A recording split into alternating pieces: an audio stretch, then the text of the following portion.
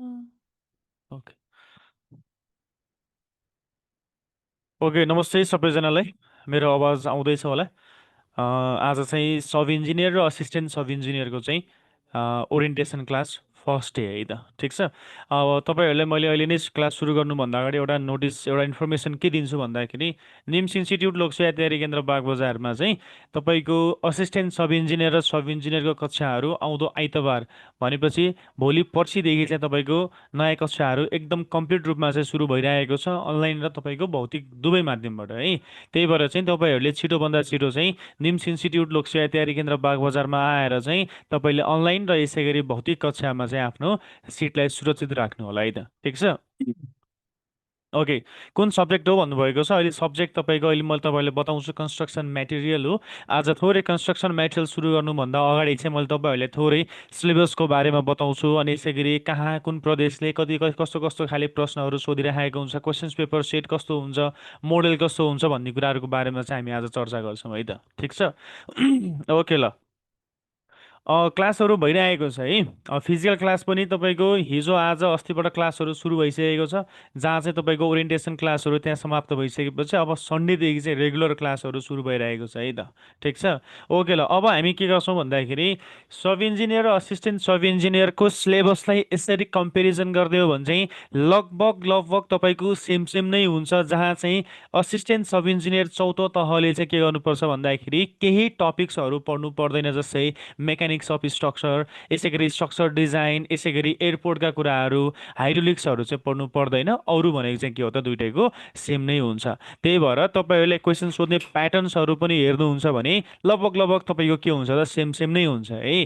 त्यही भएर तपाईँहरूलाई चाहिँ मैले के गर्छु भन्दाखेरि असिस्टेन्ट सब इन्जिनियर र सब इन्जिनियरभित्र चाहिँ तपाईँको सिलेबस कस्तो कस्तो छ र कुन प्रदेशमा के छ भन्ने कुराको बारेमा चर्चा गरौँ। अब मैले यहाँनिर चाहिँ तपाईँको कुराहरू हेर्दै जाँदाखेरि तपाईँको प्रदेश 7वटा प्रदेशलाई हेरौँ है त। मैले लेखेँ 1 नम्बरमा, 2 नम्बरमा, 3, 4, 5, 6, यसै गरी 7 है त।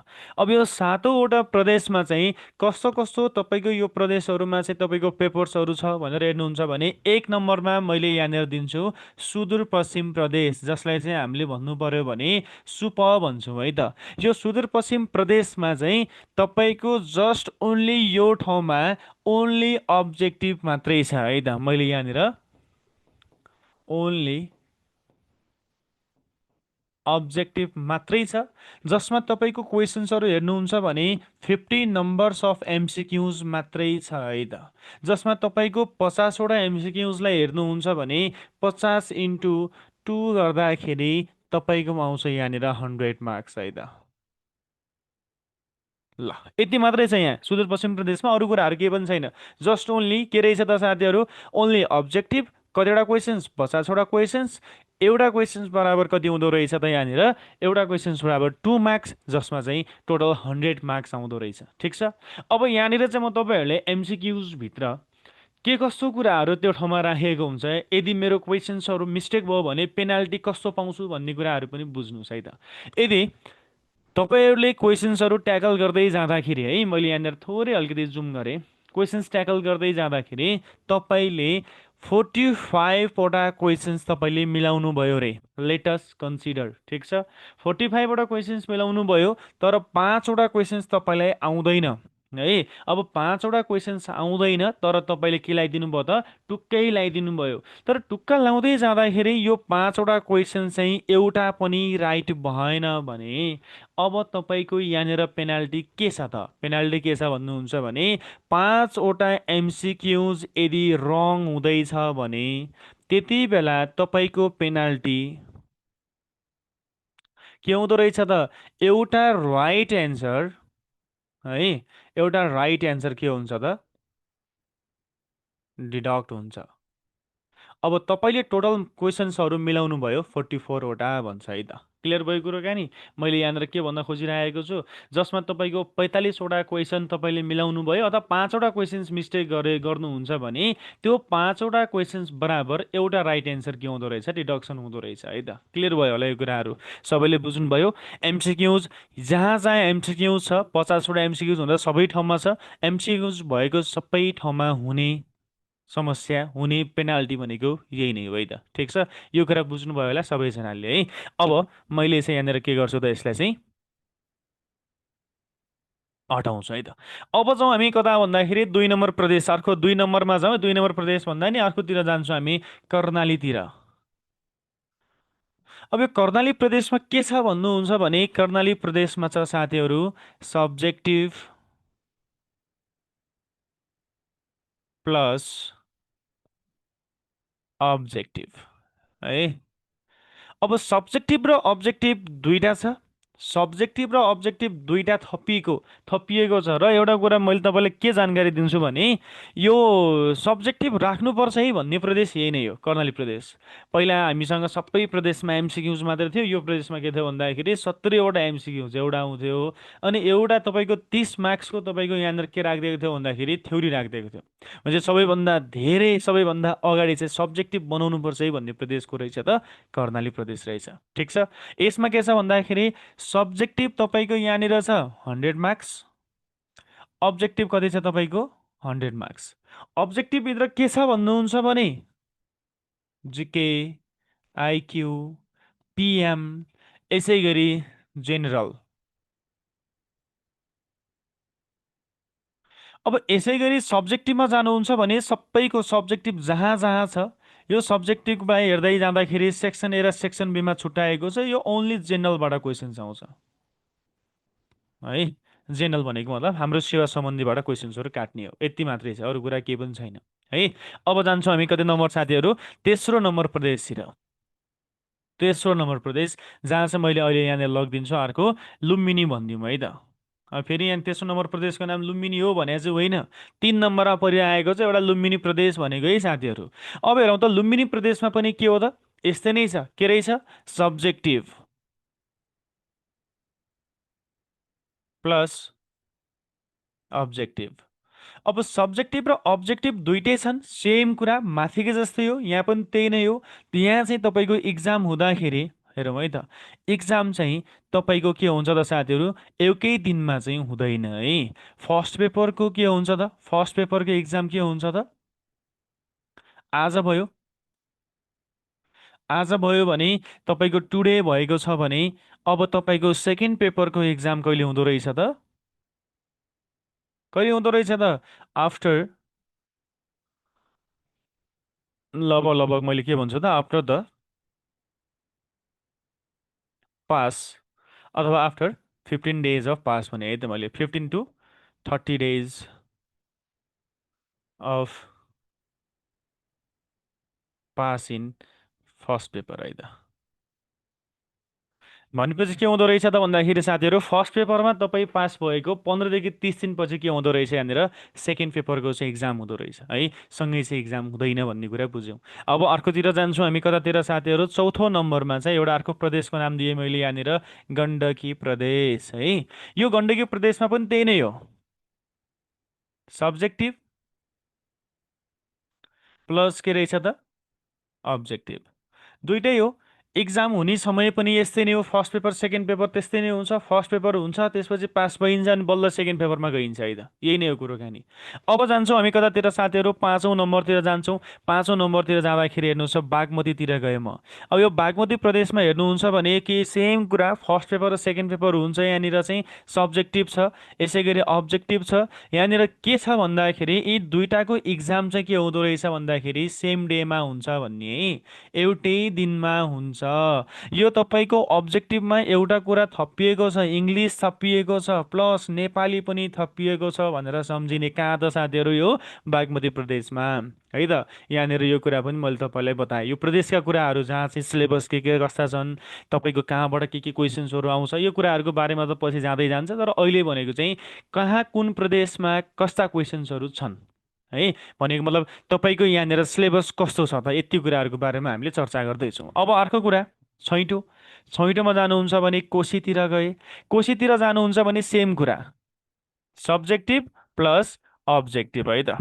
अब सब्जेक्टिभ र अब्जेक्टिभ दुइटै छ। अब सब्जेक्टिभ र अब्जेक्टिभ दुइटै छ। यसमा इक्जाम के हुन्छ भन्दाखेरि के हुँदो रहेछ साथीहरू, सेम डेमा हुँदैन है। सेम एज के रहेछ त यो, सेम एज मैले लुम्बिनी भने है त। लुम्बिनी गण्डकी है त, ठिक छ। एकैछिन है।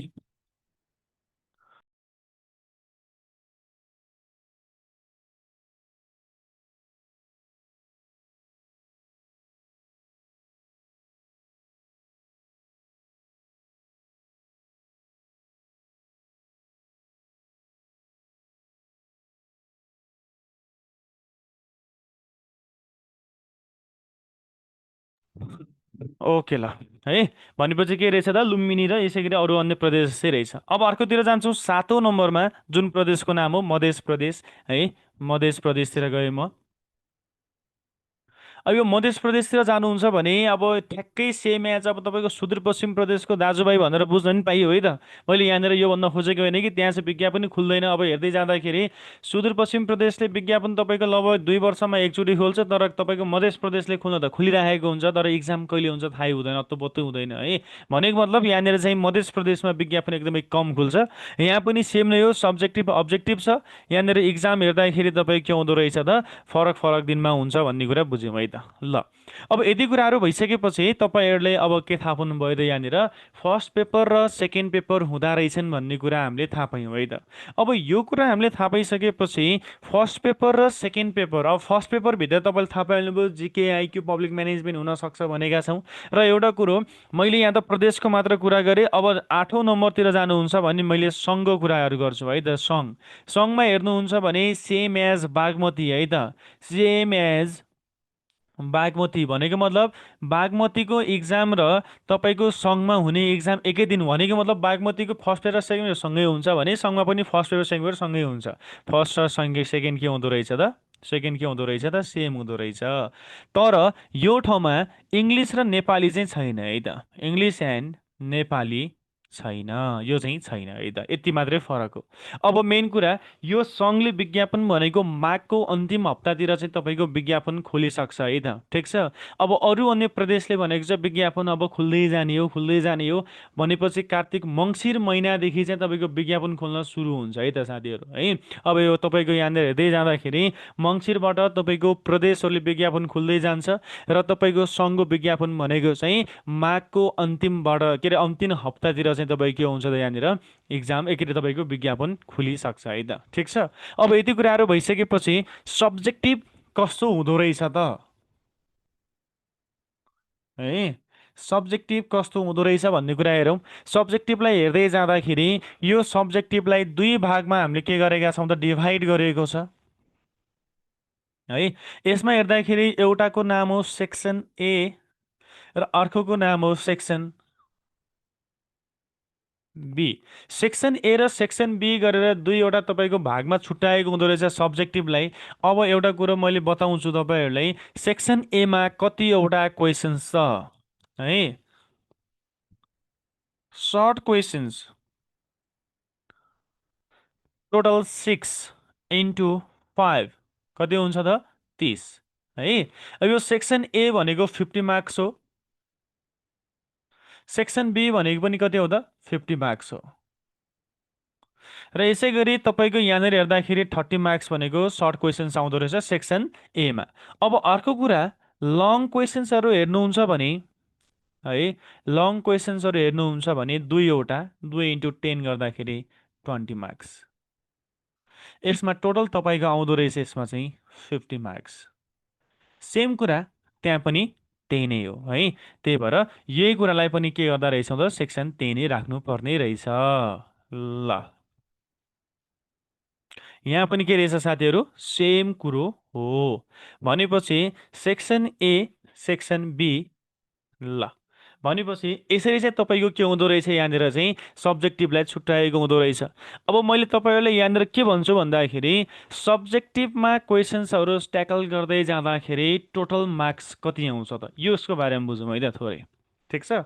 अब हेरौँ है, तपाईँहरूले लोकसेवा आयोगले चाहिँ के भनिदिएको छ भन्दाखेरि है, लोकसेवा आयोगको नोटिसमा लोकसेवा आयोगले चाहिँ एउटा नोटिस निकालिदिएको थियो, र त्यसमा लेखेको के थियो भन्दाखेरि तपाईँले एभरेज मार्क्स पाउने भनेको चाहिँ कति हो त, 5 मार्क्समा है त। 5 मार्क्समा कति मार्क्स रहेछ त, 70% है। धेरैभन्दा धेरै है, उत्कृष्ट छ भने त 80% जान सक्छ भनेको छ। होइन भने तपाईँले 70% मार्क्स पाउनुहुन्छ भनेको है त। ठिक छ। भनेपछि 5 मार्क्समा धेरै राम्रो लेख्नु भएको छ भने तपाईँले पाउने मार्क्स भनेको 3.5, त्योभन्दा माथि जाँदैन। यो त धेरै उत्कृष्टको कुरा गर्दैछु, नत्र 2, यसै गरी 2.5 पाउनुहुन्छ है त। है साथीहरू, मैले के भने तपाईँहरूले यहाँनिर लोकसेवा आयोगमा तपाईँहरूले मार्क्स पाउनुभयो भने 70% मार्क्स मात्रै पाउनुहुन्छ है त। अब अति नै उत्कृष्ट धेरै राम्रो लेख्नु भएको छ, काट्नै नमिल्ने ह्यान्डराइटिङ, त्यस्तै चिटिक्क लेखनशैली त्यस्तै राम्रो छ भने त्यति बेला चाहिँ तपाईँले यहाँनिर 80% मार्क्स पाउन सक्नुहुन्छ। होइन भने 70% मार्क्स एक्सपेक्टेसनमा राख्नु होला। यो कुरा मैले तपाईँलाई बताएँ है त। ठिक छ। भन्छ भन त।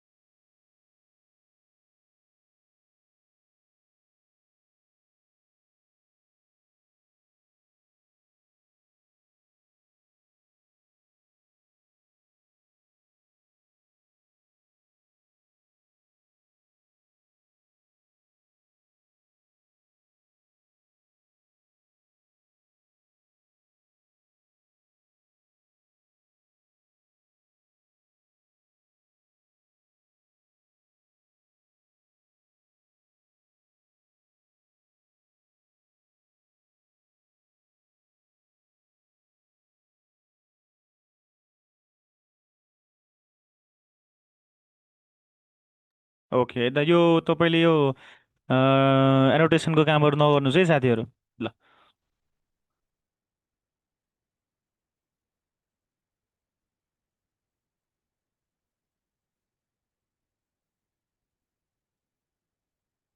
कसैलाई केही समस्या छ भने मेसेज गर्दा हुन्छ, म मेसेजमा हेरिहाल्छु नि है। ठिक छ। अहिले यो तपाईँको नर्मल ओरिएन्टेसनको कुराहरू भएको कारणले गर्दा धेरै कुराहरू त छैन अहिले। जस जस तपाईँले केही छ भनेपछि ट्याक्कै यो मेसेज गर्नु होला, यस्तो यस्तो छ भने पनि भन्छु है त म।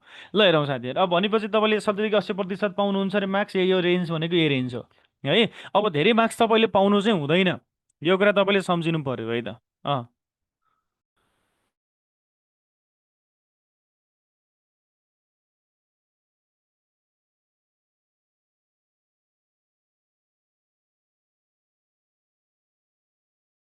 ओके ल। अब यति कुराहरू भइसकेपछि हामीले के गर्छौँ भन्दाखेरि लङ क्वेसनमा पनि त्यही नै हो साथीहरू। हेर्नुहोस् त, लङमा पनि तपाईँले पाउनुभयो भने मार्क्स पाउने भनेको 7 मार्क्स हो। 10 मार्क्समा पाउने भनेको 7 मार्क्स हो। होइन भने 5 मार्क्स, यसै गरी 6 मार्क्स पाउनुहुन्छ, धेरै मार्क्स पाइँदैन। यो कुरा मैले अहिले भने है त। भनेपछि तपाईँहरूले पाउने मार्क्स भनेको कति रहेछ त, 5 मार्क्समा चाहिँ 2.5 मार्क्स पाउँदो रहेछ, 3 मार्क्स आउँदो रहेछ। अब लङमा आउने भनेको 5 र 7 मार्क्स यसै यसै रहेछ, त्योभन्दा धेरै माथि चाहिँ जाँदैन भन्ने कुरा हामीले बुझ्यौँ है। ठिक छ। यहाँसम्म यो कुराहरू बुझिसकेपछि अब तपाईँहरूलाई चाहिँ मैले के भन्छु भने लोकसेवाको तयारी गर्दाखेरि है, आज साथीलाई हेर्दाखेरि मोटिभेट भइने, भोलि भाइलाई हेर्दा घुम्न जाने है, यसरी तपाईँहरूले लोकसेवाको तयारी गर्न चाहिँ सकिँदैन।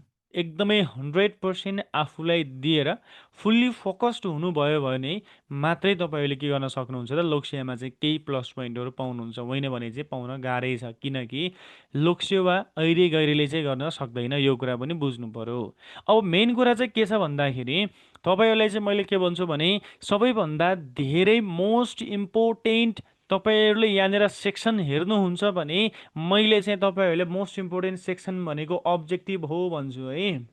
ठिक छ। अब्जेक्टिभ हो भन्छु।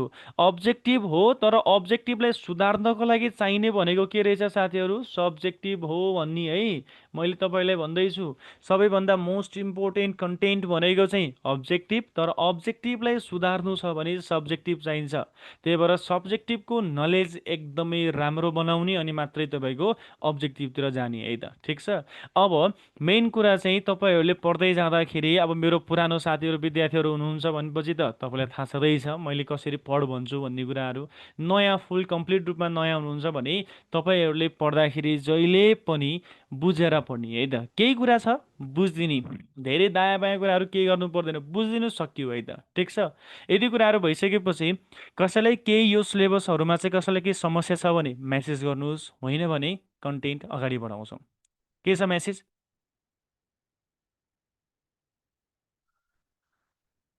केही छ रेस्पोन्स गर्नुहोस् त।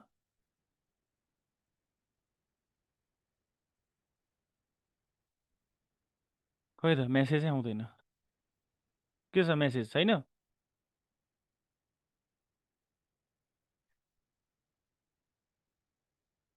हो दुइटै हुन्छ हुन्छ, हो दुइटै एड हुने हो।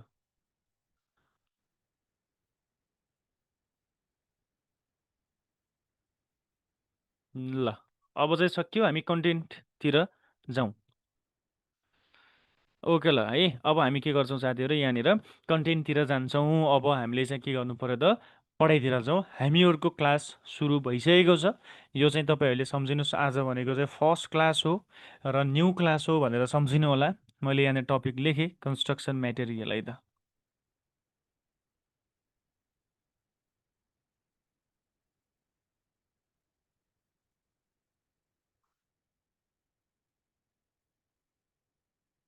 कन्स्ट्रक्सन मेटेरियलतिर जानुहुन्छ भने अब हामीले यहाँ पढ्ने टपिकहरू के छन् त। कन्स्ट्रक्सन मेटेरियल भने के रहेछ भनेको निर्माण सामग्रीहरू, जस्तै कन्स्ट्रक्सन साइटमा निर्माण कार्यहरू गर्दाखेरि चाहिने मेटेरियल्सहरू, सामग्री भनेको सिमेन्ट हो, होइन त। यसै गरी स्टोन हुनसक्छ होला, होइन त। यसै गरी चाहिने भनेको के हुनसक्छ त, इट्टा हुनसक्छ, होइन त साथीहरू। यसै गरी चौथोमा चाहिने भनेको के हुनसक्छ त, हामीलाई यहाँनिर चाहिँ तपाईँको पेन्ट हुनसक्छ होला, होइन त। यसै गरी पाँचौँमा हेर्दाखेरि लाइमहरू हुनसक्छ, अब लाइम त धेरै युज गर्दैनौँ। अर्को छैटौँमा टिम्बर हुनसक्छ, हो है। यसै गरी सातौँमा स्टिल हुनसक्छ, हो। यसै गरी आठौँमा हेर्दाखेरि लाइमको कुरा आइसक्यो, पेन्टको कुरा आइसक्यो, बिटुमिन हुनसक्छ होला, हो। यही कुराहरूको बारेमा चाहिँ हामीले के गर्छौँ त, यो कन्स्ट्रक्सन मेटेरियलमा आएर पढ्ने हो, अरू कुरा केही गर्नु पर्दैन, ठिक छ। हामीलाई सबैलाई थाहा छँदैछ सिमेन्ट भनेको के हो भन्ने कुराहरू, ढुङ्गा भनेको के हो थाहा छँदैछ, ब्रिक भनेको के हो थाहा छँदैछ। तर हामीले यहाँ पढ्ने भने चाहिँ के हो भन्दाखेरि सिमेन्ट कसरी बन्दो रहेछ त, तर सिमेन्टभित्रको यसका चाहिँ गुणहरू कस्ता हुँदो रहेछन् त, सिमेन्टको प्रोपर्टिज कस्तो हुन्छ त, हो। यो कुरा चाहिँ हामीले पढ्ने हो। र सिमेन्ट कस्ता कस्ता प्रकारका सिमेन्टहरू हुन्छन्, कहाँ प्रयोग हुन्छ भन्ने कुरा पढ्छौँ। यहाँ पनि त्यही हो, स्टोनमा पनि त्यही हो। स्टोन भनेको के हो त थाहा छँदै, तर स्टोनभित्रको युजेसहरू के छ त्यो पढ्छौँ हामीले। र स्टोन कसरी फर्मेसन भएको छ त्यो कुरा पढ्छौँ हामीले, ठिक छ। र यसै गरी ब्रेकतिर पनि त्यही नै हो। ब्रेकको प्रयोग कहाँ हुन्छ थाहा छँदैछ, तर ब्रेकका क्लासिफिकेसन कस्ता कस्ता छन्, ठिक छ। ब्रेकको युजेसहरू कहाँ हुनसक्छ, यही कुराहरू हामीले पढ्नुपर्नेछ। त्यही भएर अब हामीले के गर्छौँ त, सुरु गरौँ, लेखौँ क्वेसन्स नम्बर 1 है त। क्वेसन नम्बर 1 लेखौँ। यसमा चाहिँ define define rock and stone, rock and stone. यसै गरी explain the classification of rock,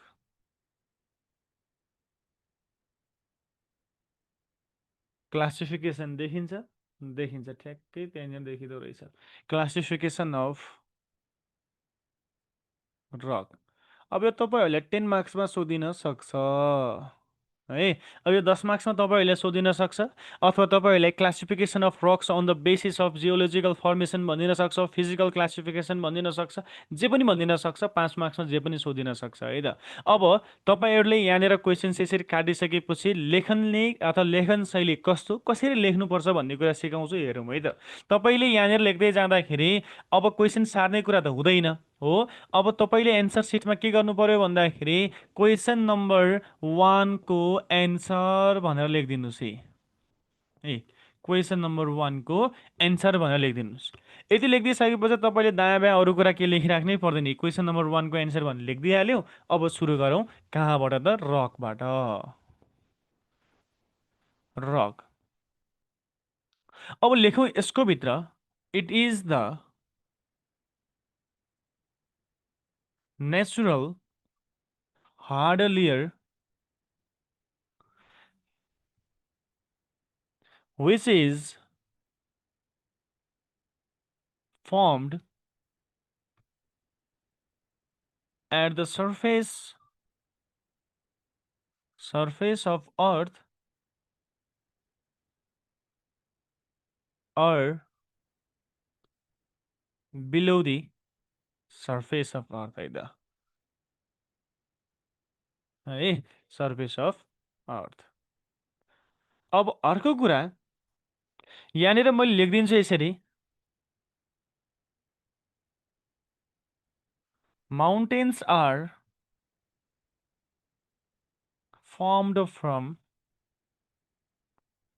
rock। ल यसलाई चाहिँ तपाईहरूले मजाले सार्नुहोस् है त। अब अर्को कुरा मैले यहाँनिर चाहिँ हेर्नुहोस् त, मलाई सोधेको छ स्टोनको बारेमा सोधेको छ। स्टोनको बारेमा लेख्छौँ है त। लेखौँ,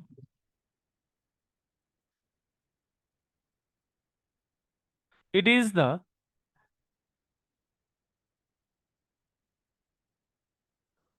small pieces of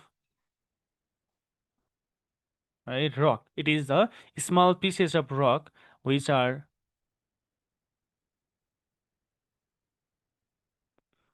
formed by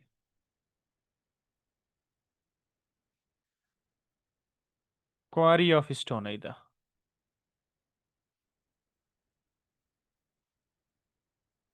ल, it is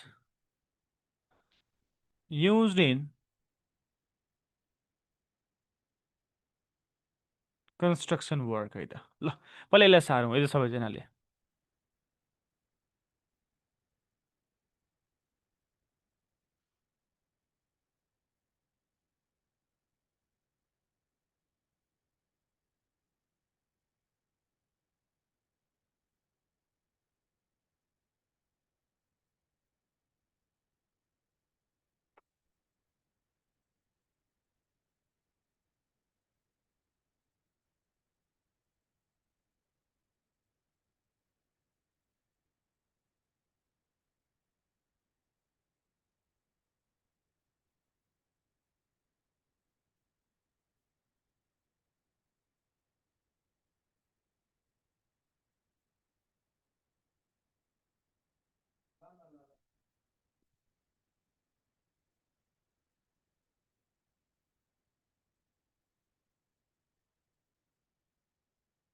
A okay, query of rock है, यहाँ स्टोन लेखेको छौँ, क्वारी अफ रक।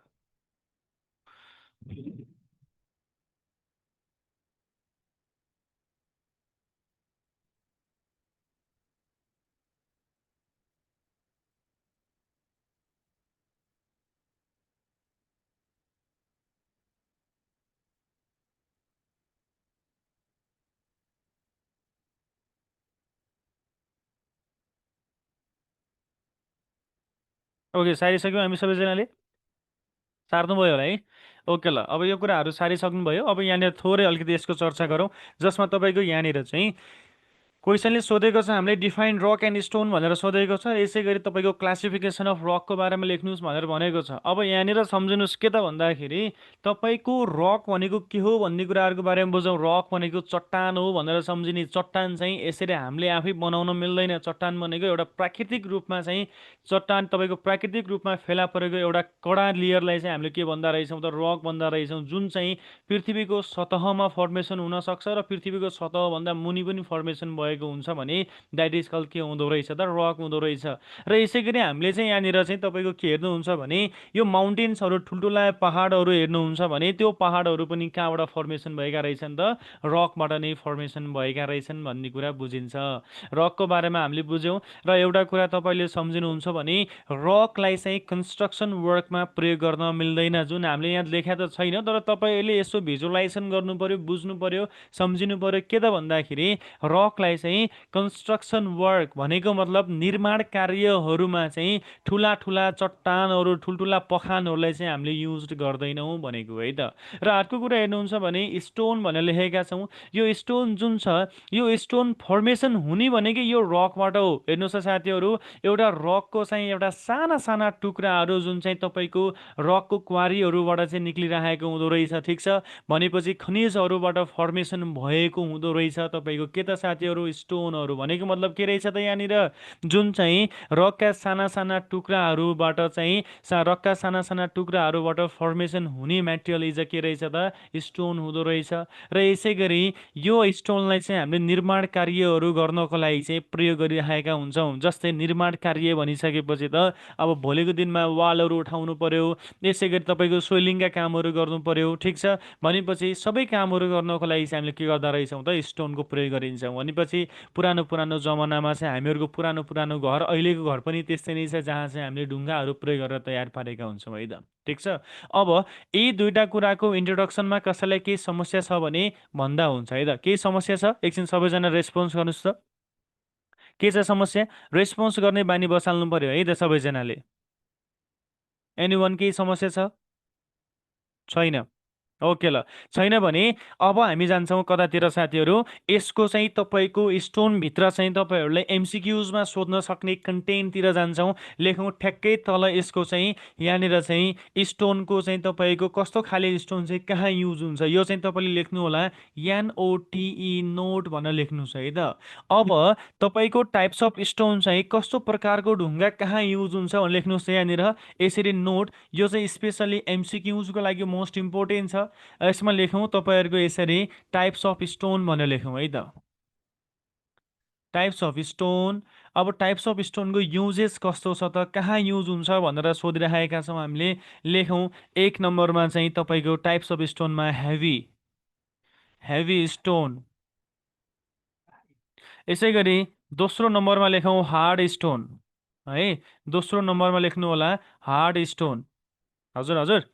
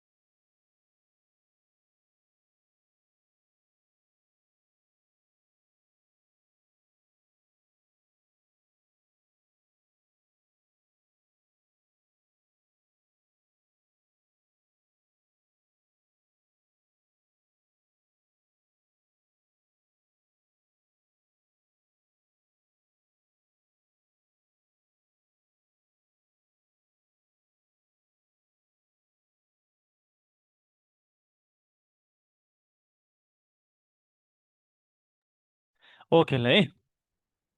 अब तेस्रो नम्बरमा जाउँ है त, अलिकति थोरै मैले माथि गरेँ। तेस्रो नम्बरमा जाउँ हामी। Light stone. लेखौँ चौथो नम्बरमा सफ्ट स्टोन। ल, यो धेरै नै झुकिन्छौँ। सबैभन्दा धेरै सोध्ने एउटा कुरो, दुईटा कुरा है। यी दुईटा कुराहरू एकदमै एक्जाममा सोधिराखेको हुन्छ। झुकिन्छौँ भने यो कहाँ कहाँ युज हुन्छ, ओ यहाँ पो हो कि त्यहाँ पो हो कि भन्ने हुन्छ। पहिला यसलाई साह्रो, अनि त्यसपछि याद गर्ने तरिका बताउँछु है त है। कसैलाई थाहा छ भने भन्न सक्नुहुन्छ हेभी स्टोन कहाँ प्रयोग गरिन्छ र हार्ड स्टोन कहाँ प्रयोग गरिन्छ। लाइट र सफ्टको बारेमा त सबैले मिलाउँछ, तर तपाईँको हेभी स्टोन र हार्ड स्टोन कहाँ प्रयोग हुन्छ भन्ने कुरा अलिक छुट्याउन अलिकति गाह्रै हुन्छ, किनकि झुकिन्छौँ हामी। के छ, कसैले भन्न सकिन्छ हेभी स्टोन कहाँ युज हुन्छ? नो, थाहा छैन।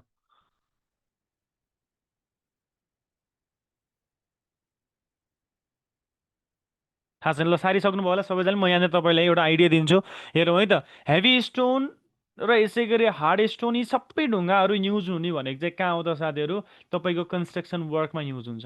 अब कन्स्ट्रक्सन वर्कमा युज हुन्छ भनिसकेपछि अब हेभी चाहिँ रिटेनिङमा हो कि मेसनरीमा हो, त्यो कुरा छुट्याउन एकदमै गाह्रो हुन्छ। अब म तपाईँहरूलाई यहाँनिर लेख्छु है त। रिटेनिङ, रिटेनिङ वाल लेखेँ। एउटा भनेको चाहिँ के लेखेँ मैले यहाँनिर? मेसिनरी, मेसिनरी वर्क लेखेँ है त।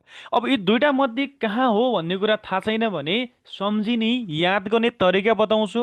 तपाईँको यहाँनिर चाहिँ हेर्दै जाँदाखेरि रिटेनिङको इ र तपाईँको सेकेन्ड लेटरमा यहाँ आउने ईलाई चाहिँ म्याचअप गर्ने भनेपछि रिटेनिङको आरई र हेभीको एसई चाहिँ के हुँदैछ? म्याच हुँदैछ भनेपछि heavy stone are use in कहाँ रहेछ त? रिटेनिङ वाल है त। याद गर्ने तरिका हो रिटेनिङ वाल है त। र यसै गरी तपाईँको मेसनरी वालभित्रको सेकेन्ड लेटरमा आउने ए र तपाईँको यो ठाउँमा भएको तपाईँको स्टोनको टाइप्सहरूभित्र आउने सेकेन्ड लेटरमा आउने ए जहाँ छ त्यसैसँग म्याच गरिदिने भनेपछि हार्डको ए र यसै गरी मेसनरीको ए के हुँदो रहेछ? म्याच हुँदो रहेछ भनेपछि के रहेछ त? Masonry wall. अब लाइट स्टोन पनि त्यही हो, मेसनरी वाल। र यसै गरी सफ्ट स्टोन भनेको चाहिँ के हो त भन्दाखेरि तपाईँको अर्नामेन्टल वर्कहरू गर्नको लागि प्रयोग गरिन्छ है त। Ornamental work. ल, सारौँ यसलाई। यो तपाईँले दिएको जुन टेक्निक छ, यो टेक्निक तपाईँहरूले आफूमा फलो गर्नुभयो भने यो कहिले पनि बिर्सिन सक्दैनौँ। तर टेक्निकलाई फलो चाहिँ गर्नु होला। कसैलाई यो टेक्निक मन पर्न सक्छ, कसैलाई मन नपर्न पनि सक्छ। अब तपाईँहरूले चाहिँ के गर्नु पर्यो त, यसलाई चाहिँ कन्सिडर गर्नु पर्यो। यसरी पढ्यो भने चाहिँ यो कुरा कहिले पनि बिर्सिन सकिँदैन है। कसैलाई के कन्फ्युजन छ यहाँ? Any one? रेस्पोन्स गरौँ। ओके, 23जना विद्यार्थीमा चाहिँ एकजना विद्यार्थीको रेस्पोन्स आउँदैन। मैले यहाँनिर के बुझ्नु? तपाईँले बुझ्यो कि बुझेन? रेस्पोन्स गर्नु पर्यो है। ओके, समस्या छैन। ओके, छैन। ल, छैन भनिसकेपछि अब हाम्रो पालो आउँछ यहाँनिर कतातिर? क्वेसन्सलाई कन्टिन्यू गर्दैतिर जाउँ है त। क्वेसन्सले हामीलाई यहाँनिर सोधेको के छ भन्दाखेरि हेर्नुहोस् त साथीहरू, क्वेसनले के सोधेको थियो? तपाईँको रकको बारेमा लेख्नुहोस्, डिफाइन्ड रक र स्टोन भने के हो, र यसै गरी क्लासिफिकेसन अफ रक लेख्नुहोस् भनेको छ। अब यिनीहरूको बारेमा लेख्दै जाँदाखेरि क्लासिफिकेसन अफ रकको बारेमा चाहिँ हामीले पढ्नु पर्यो। ल, अब लेखौँ। तपाईँहरूले ठ्याक्कै अर्को एन्सर लेख्दाखेरि तपाईँहरूले बारम्बार एन्सर लेखिराख्नु पर्दैन। सिधै टपिक बनाउने क्लासिफिकेसन अफ रक भनेर लेख्नुहोस् त यहाँनिर।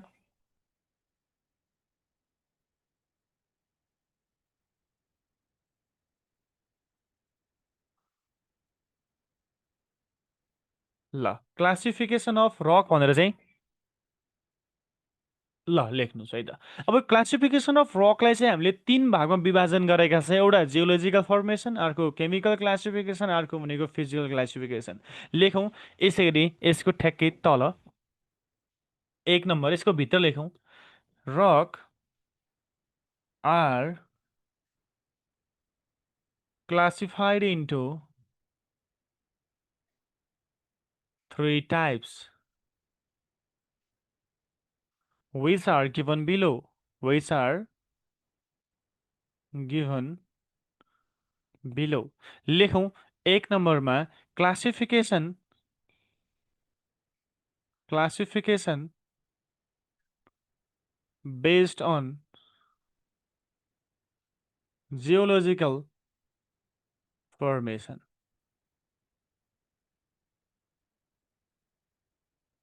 ल, अब यसलाई लेखिसकेपछि यसको भित्र पनि लेखौँ। It is also classified into three types भनेपछि ए नम्बर क्यापिटल एमा लेखिदिनु होला इग्नियस रक। इग्नियस रक है। यो कन्स्ट्रक्सन मेटेरियल अलि लेन्दी छ, जसले बुझ्यो बुझ्यो, बुझेन भने त यसले डुबाउँछ है साथीहरू। त्यही भएर लेखौँ यसमा चाहिँ the rock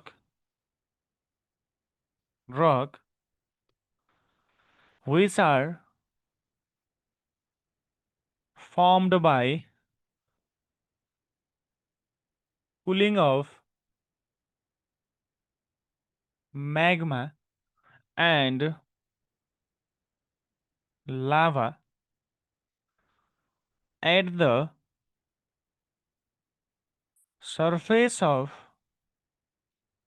earth or below the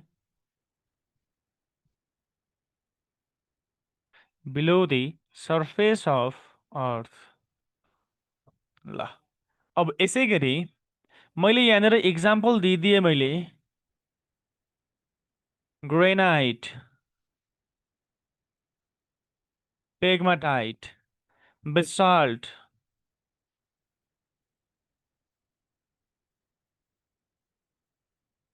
यसै गरी ट्र्याप एसेक्ट्रा।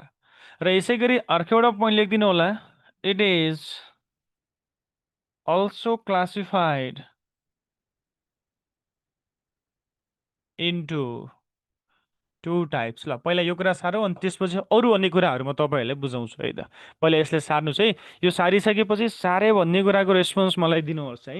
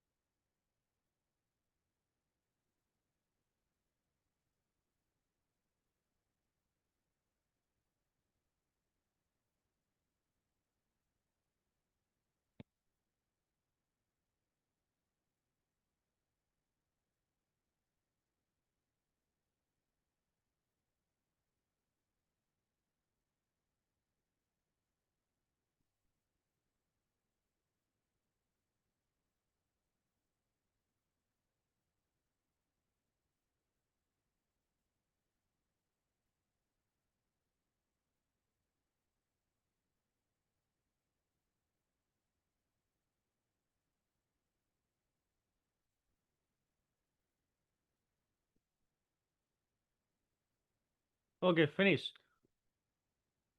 ओके फिनिस है। अब हेर्नु है सबैजना लेख्छन्, यो बुझौँ। मैले तपाईँहरूले यहाँनिर चाहिँ रकको क्लासिफिकेसनहरू हेर्दै जाँदाखेरि तपाईँहरूले के सम्झिनु पर्यो, कता के हुँदैछ भन्ने कुरा हेरौँ। जहाँ चाहिँ तपाईँको रकलाई क्लासिफिकेसन 3 भागमा विभाजन गरेको छ। कतिपयलाई अब स्लो भयो, अलि फास्ट, ओके ल ठिक छ। फास्ट स्लो भन्ने हुँदैन, जो सबैलाई एभरेजमा लगाएर जाने हो है त हामीले। अब हेरौँ त साथीहरू, यहाँनिर तपाईँको रकलाई क्लासिफिकेसन गर्दाखेरि 3 भागमा विभाजन गरिएको रहेछ। एउटा जियोलोजिकल फर्मेसन, एउटा केमिकल क्लासिफिकेसन भयो, एउटा भनेको फिजिकल क्लासिफिकेसन। 3टा क्लासिफिकेसनमा विभाजन गरिएको छ। अब 1 नम्बरमा हेर्नुहुन्छ भने तपाईँहरूको यहाँनिर लेखेका छौँ जियोलोजिकल फर्मेसनको आधारबाट क्लासिफिकेसन गरेको छ भनेका छौँ। यसलाई पनि 3 भागमा विभाजन गरेको छ। एउटा इग्नियस रक हो, सेडिमेन्ट्री रक, यसै गरी मेटामोर्फिक रक। यो 3वटा रक भनेको चाहिँ जियोलोजिकल फर्मेसनमा पर्दछ। र यसै गरी अब 1 नम्बरमा लेखेका छौँ इग्नियस रक भनेर लेखेका छौँ। इग्नियस रक भनेको के रहेछ भन्नुहुन्छ भने ज्वाला, सबैलाई थाहा छँदैछ, ज्वाला विस्फोट भइसकेपछि त्यो ज्वालाबाट निस्केको त्यो ज्वालाहरू चिस्यान भइसकेपछि फर्मेसन हुने रक भनेको नै इग्नियस रक हो भनेर सम्झिनुहोस्। अब मैले यहाँनिर चाहिँ एउटा फिगर बनाउँछु, यो माथिको लेखिसक्नु भएकोलाई सबैजनाले यहाँनिर सम्झिनु होला। यो चाहिँ तपाईँको के हो त साथीहरू, भोल्क्यानो हो भनेर सम्झिनुहोस्। अलि भोल्क्यानो ठुलो नै बनाइदिउँ, यसरी ल्याइदिएँ मैले। यो चाहिँ एउटा भोल्क्यानो हो है। अब यो भोल्क्यानोमा ज्वालाहरू यसरी यसरी निस्किरहेका हुन्छन्, यसरी पुरै यहाँ निस्किरहेका हुन्छन्, देख्नुभएको होला टिभीतिर, तपाईँले मोबाइलतिर देख्नुभएको होला। यो ज्वाला हो। यो भनेको चाहिँ तपाईँको पृथ्वीको सतह हो है त, ठिक छ। अब यो ज्वाला विस्फोट भयो रे है, यो ज्वाला के भयो त, विस्फोट भइसकेपछि ज्वाला के हुन्छ त, यसरी तातो तातो ज्वाला यसरी पग्लिँदै पग्लिँदै पृथ्वीको सतहमा आउँछ। अब कुनै कुनै ज्वाला कस्तो हुन्छ भन्दाखेरि यो पृथ्वीको सतहभन्दा तलतिर यसरी पनि गइरहेको हुन्छ र यसै गरी माथि नै बसिरहेको पनि हुनसक्छ। अब यदि तपाईँको ज्वाला पृथ्वीको सतहभन्दा तलतिर जान्छ भने द्याट इज कल म्याग्मा हुन्छ भने, यदि त्यही ज्वाला पृथ्वीको सतहमा हुन्छ भने द्याट इज कल के हुँदो रहेछ त, लाभा हुँदो रहेछ। यो कुरा सम्झिनु होला है साथीहरू सबैजनाले। मैले यहाँनिर के भने भन्दाखेरि तपाईँको ज्वाला जुन भोल्क्यानिक भोल्क्यानिक तपाईँको यहाँनिर भोल्क्यानोहरू यसरी विस्फोट भइसकेपछि तपाईँको यसै त्यही ज्वाला यसरी पग्लेर बाहिर पृथ्वीको सतहमा आएर बस्छ भने द्याट इज कल लाभा। त्यही ज्वाला तल पृथ्वीको सतहभन्दा मुनि जान्छ भने द्याट इज कल म्याग्मा। भनेपछि लाभा र म्याग्मा तपाईँको के हुँदो रहेछ त, चिस्यान भइसकेपछि यो ठाउँमा चाहिँ के हुँदो रहेछ त, रकहरू फर्मेसन हुँदो रहेछ भनेको हो है त, ठिक छ। यहाँ चाहिँ रकहरू फर्मेसन भएको हुन्छ अरे। यो चाहिँ के हुँदो रहेछ त, रकहरू फर्मेसन भएको छ भने यो रकको नाम हो इग्नियस रक है त, इग्नियस रक। यो के रहेछ त, इग्नियस रक रहेछ भन्ने कुरा हामीले बुझ्यौँ। इग्नियस रकको इक्जाम्पलमा हेर्नुहुन्छ भने के पर्दो रहेछ त, ग्रेनाइट पर्दो रहेछ, पेग्माटाइट पर्दो रहेछ, बसाल्ट पर्दो रहेछ, ट्र्यापहरू पर्दो रहेछ, प्युमिकहरू पर्दो रहेछन् भन्ने कुरा बुझ्यो है त। अब यहाँनिर यो इक्जाम्पल याद गर्ने तरिका तपाईँले आफै नै बनाउने, घोक्नुहोस् के गर्नुहोस् जसरी हुन्छ यसलाई तपाईँले याद गर्नै पर्छ है त। यो इग्नियस रकमा कसैलाई के समस्या छ, एकछिन मलाई रेस्पोन्स गरिदिनुहोस् सबैजनाले। इग्नियस रकमा कसैलाई केही समस्या छ कि छैन? छैन। यसो बोल्न मिल्ने इन्भाइरोमेन्ट बनाउँ जस्तो लागिरहेको छ अलिक, किन भन्दाखेरि अब मैले यो पढाउँदाखेरि बोल्न मिल्ने बनाउँछु म। ओके, अननेसेसरी टक गर्ने बित्तिकै बाहिर निस्क्यो। मैले चाहिँ यहाँ बोल्न मिल्ने टाइप्स अफ स्टोन लास्टमा देखाइदिन्छु है त। बोल्न मिल्छ खै, रेस्पोन्स गरौँ। मिल्यो? मिलेन? अब मिल्छ? खोइ त कसैलाई मिल्यो सर। ल है त। यसमा कसैलाई समस्या त छैन नि यसमा है, मैले जुन तपाईँहरूले अहिले इग्नियस रकको बारेमा बताएँ यसमा कसैलाई समस्या त छैन नि है? सर इक्जाम्पल यति मात्रै हो? इक्जाम्पल त्यति मात्रै हो, याद गर्न अझ धेरै नै छन्। अब मैले धेरै लेखेर काम छैन। इक्जाममा तपाईँहरूले सोध्ने इक्जाम्पल भनेको यस्तै नै, यति नै सोध्छ, त्यही भएर यति नै लेख्नु है त। चाहिने भन्दा धेरै नलेखौँ, जति चाहिन्छ त्यति लेखौँ। यदि एक्स्ट्रा तपाईँलाई अझ चाहिन्छ भने पछि नोटमा राखिदिउँला, टनाटन मजाले हेर्न सक्नुहुन्छ है त। अब यति कुराहरू भइसकेपछि तपाईँको यहाँनिर लेखेका छौँ, यो इग्नियस रकलाई कति भागमा विभाजन गरिएको छ अरे, 2 भागमा विभाजन गरिएको छ भनेर भनेका छौँ। जसमा अब अर्को एउटा तपाईँले यहाँनिर लेखिदिनुहोस्, आई नम्बर भनेर लेख्नुहोस् है, आई नम्बर। ल मैले लेखेँ आई नम्बर, जसको नाम हो इन्ट्रुसिभ रक। जसमा के पर्दो रहेछ साथीहरू, एउटा इन्ट्रुसिभ रक भन्ने चाहिँ एउटा तपाईँको इग्नियस रकभित्र पर्दो रहेछ। इन्ट्रुसिभ इग्नियस रक लेखौँ न। ल इन्ट्रुसिभ इग्नियस रक भनेर लेखेका छौँ भने यसको भित्र लेखौँ the rock which are formed by cooling of magma at लेखौँ magma at beneath the earth surface है, at beneath the earth surface. यसै गरी अर्को कुरा लेखिदिनुहुन्छ भने यसमा इक्जाम्पलमा लेखेँ ग्रेनाइट पेग्माटाइट है त, ठिक छ। जसमा चाहिँ हामीले के लेखेर त साथीहरू, इन्ट्रुसिभ रकभित्र चाहिँ इक्जाम्पल लेख्यौँ ग्रेनाइट र पेग्माटाइट। र यसै गरी अर्को कुरा हेर्नुहुन्छ भने यहीँनिर साथीहरू एउटा पोइन्ट लेखिदिए, it is classified into 2 types. अब यो कुराहरू धेरै नै छैनन्। अब कुनैमा टु टाइप्स वान टाइप्स भनेको छ, यहाँनिर टु टाइप्स भनेका छौँ। यो डिपली सोध्दैन, भित्र एमसिक्युजमा धेरै सोधिराखेको छ, हुँदैन यो। यसमा चाहिँ तपाईँहरूको कुनै बेला इन्ट्रुसिभ रकलाई प्लुटिनिक रक पनि भनिराखेको हुन्छ, त्यही भएर मैले यहाँनिर भित्रको मेन्सन पनि गरिदिएँ है त। यसमा ए लेखेँ।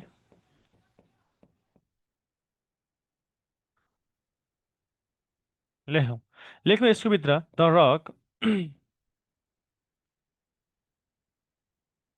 which are formed by cooling of magma at larger depth, at larger depth। र यसै गरी बी नम्बरमा लेखिदिएँ मैले हाइफाबाइसल, हाइफाबाइसल रक। लेख्नु यसमा चाहिँ the rock which are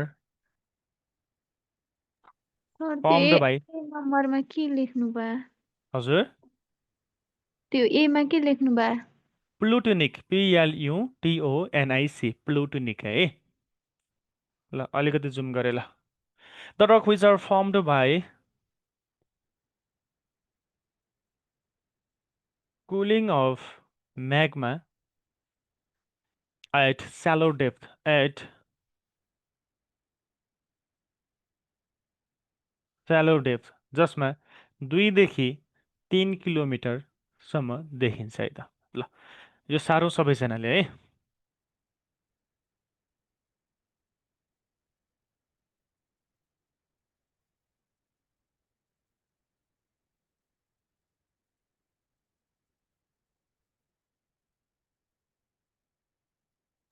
sir यो बीलाई एक्सट्रक्सिभ भन्दा नि हुन्छ।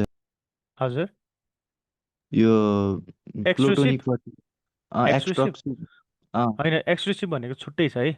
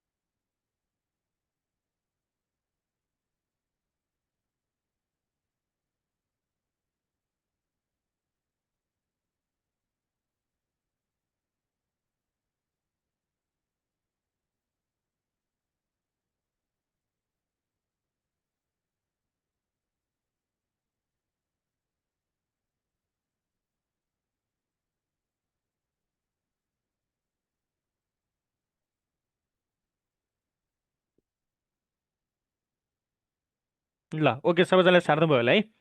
अब हामी के गर्छौँ भन्दाखेरि तपाईँको यहाँनिर रकहरूको बारेमा भित्र हेर्दाखेरि यिनीहरूको चाहिँ प्लुटोनिक रक भने कस्तो, हाइफाबाइसल रक भने चाहिँ कस्तो, यिनीहरूको बारेमा चाहिँ पढ्छौँ है त। अब हेरौँ है साथीहरू, यहाँनिर चाहिँ तपाईँको रकको बारेमा हेर्दै जाँदाखेरि इग्नियस रकलाई पनि फर्दर क्लासिफिकेसन गरेका हुँदो रहेछौँ। एउटाको नाम तपाईँको हेर्दै जाँदाखेरि इन्ट्रुसिभ इग्नियस रक छ भने अर्कोको नाम एक्सट्रुसिभ इग्नियस रक छ। अब यो इन्ट्रुसिभ इग्नियस रक भनेको कस्तो रहेछ भन्दाखेरि योभन्दा अगाडिको यो फिगरलाई हेर्नुहोस् त। तपाईँले मैले यहाँनिर के भनेको थिएँ भन्दाखेरि जसमा तपाईँको ज्वालाहरू विस्फोट भएर पृथ्वीको सतहमा अथवा पृथ्वीको सतहभन्दा मुनि चाहिँ यसरी चिस्यान भएर चाहिँ फर्मेसन भएको रकलाई चाहिँ इग्नियस रक भनिन्छ भनेका थियौँ भने यो पृथ्वीको सतह यो हो भने यो पृथ्वीको सतहभन्दा तलतिर चाहिँ यसरी फर्मेसन भएको कुनै एउटा रकलाई चाहिँ हामीले के भन्दा रहेछौँ त, यहाँनिर इन्ट्रुसिभ इग्नियस रक भन्दा रहेछौँ। बुझ्नुभयो कि नि, यहाँनिर इन्ट्रुसिभ इग्नियस रक भन्दा रहेछौँ, जुन कहाँ फर्मेसन हुँदो रहेछ रे साथीहरू, पृथ्वीको सतहभन्दा तल। अब हेरौँ है, मैले यहाँनिर याद गर्ने तरिका बताउँछु। इन्ट्रुसिभ इन्ट्रुसिभ आइएन इन भन्ने बित्तिकै भित्र बुझ्नुहुन्छ नि। सम्झिनुहोस्, पृथ्वीको सतहभित्र चाहिँ के हुँदो रहेछ त तपाईँको यो रक फर्मेसन हुँदो रहेछ भन्ने है त। क्लियर भयो? याद गर्ने तरिका मात्रै बताएको हो। इन्ट्रुसिभको आइएन सम्झिने, यो आइएन भित्र भन्ने सम्झिन्छ। भित्र भनेको पृथ्वीको सतहभित्र पाउँदो रहेछ भन्ने है। ठिक छ, क्लियर भयो कुरो? यहाँनिर याद गर्न सकिन्छ? सकिन्छ होला। अब जान्छौँ हामी कतातिर साथीहरू, इन्ट्रुसिभ रकभित्रको अर्को एउटा अब इक्जाम्पलतिर जाँदाखेरि ग्रेनाइट पेगमाटाइट तपाईँले थाहा पाइहाल्नुभयो। अब मेन कुरा भनेको चाहिँ यो तपाईँको इन्ट्रुसिभ रकलाई पनि दुई भागमा विभाजन गरेका छौँ, प्लुटोनिक रक र हाइपोबाइसल रक भनेका छौँ। यो प्लुटोनिक रक इज अल्सो कल्ड, कुनै कुनै बेला एमसिक्युजमा इन्ट्रुसिभ रक भनेर पनि देखा परिरहेको हुन्छ। सेम कुरा हो। लार्जर डेप्थमा फर्मेसन भएको रक इज कल्ड प्लुटोनिक रक, र यसै गरी स्यालो डेप्थमा फर्मेसन भएको रक इज कल्ड हाइपोबाइसल रक भनेका छौँ है त। ठिक छ। अब प्लुटोनिकभित्र ग्रेनाइट पेगमाटाइट दिनु होला, तर हाइपोबाइसल रकभित्रको इक्जाम्पलमा के दिनुहोस् त? डोलेराइट दिइदिनुहोस् है त। Dolerite is the example of hypabyssal rock है त। ठिक छ। यसमा कसैलाई के कन्फ्युजन छ भने भनिहाल्नुहोस्, नत्र भने अगाडि बढौँ। के छ कन्फ्युजन? बोल्न मिल्ने त बनाएकै छु त, खै त रेस्पोन्सै आउँदैन। होइन सर। छैन है। अब मैले तपाईँहरूले बोल्न मिल्ने बनाएको छु, बोल्न मिल्ने बनाएको कारणले गर्दा तपाईँहरूले रेस्पोन्स गर्नुभयो। मैले खासमा बोल्न किन दिएको भन्दाखेरि टु वे कम्युनिकेसन, रेस्पोन्स आओस् भनेर चाहिँ मैले यो बोल्न दिएको, होइन भने त मैले अनभित्र तपाईँलाई म्युट गरेर राखिदिन्थेँ है। ठिक छ, रेस्पोन्स गर्नु होला। अब यति कुराहरू भइसकेपछि एउटाको नाम इन्ट्रुसिभ हो भन्ने कुरा थाहा भयो भने अर्कोको नाम के हो रहेछ साथीहरू? एक्सट्रुसिभ।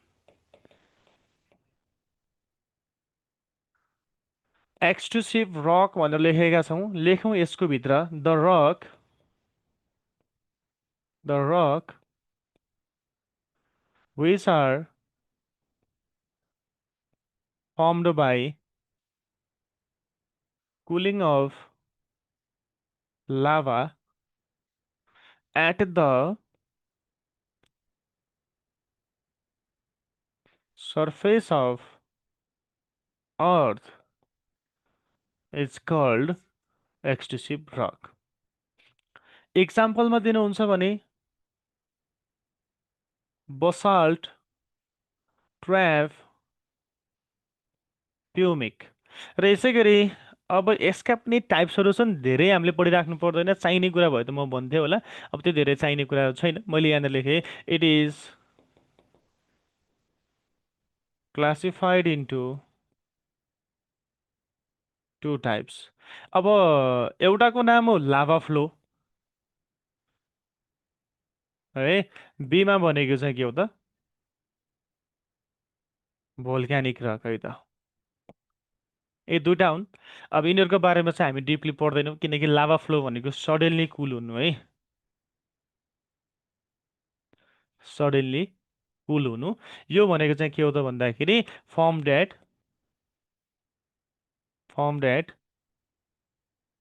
Earth surface. बस यति नै हो। अब धेरै कुराहरू मैले यहाँ किन लेखिनँ भन्नुहुन्छ भने यति धेरै इम्पोर्टेन्ट चाहिँ यो छैन है त। ठिक छ। अब तपाईँहरूलाई यहाँनिर चाहिँ एउटा प्रश्न के सोध्छ भने है, मैले यहाँनिर एमसिक्युज बनाएँ, किनकि एमसिक्युज अलि इम्पोर्टेन्ट छ, त्यही भएर यहाँनिर लेखौँ त।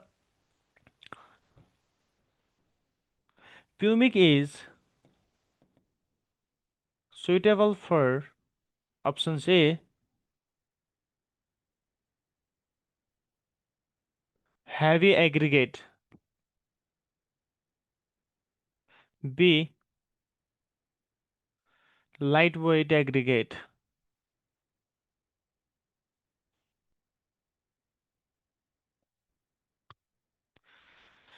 C मा लेखौँ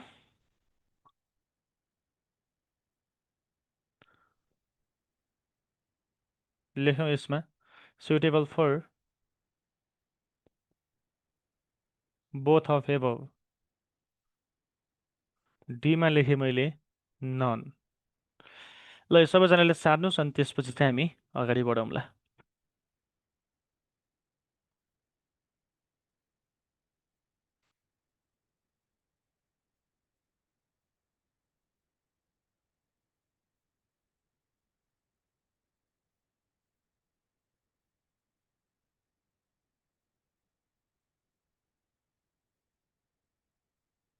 यो सारेपछि सारे भनेर भन्नुहोस् है।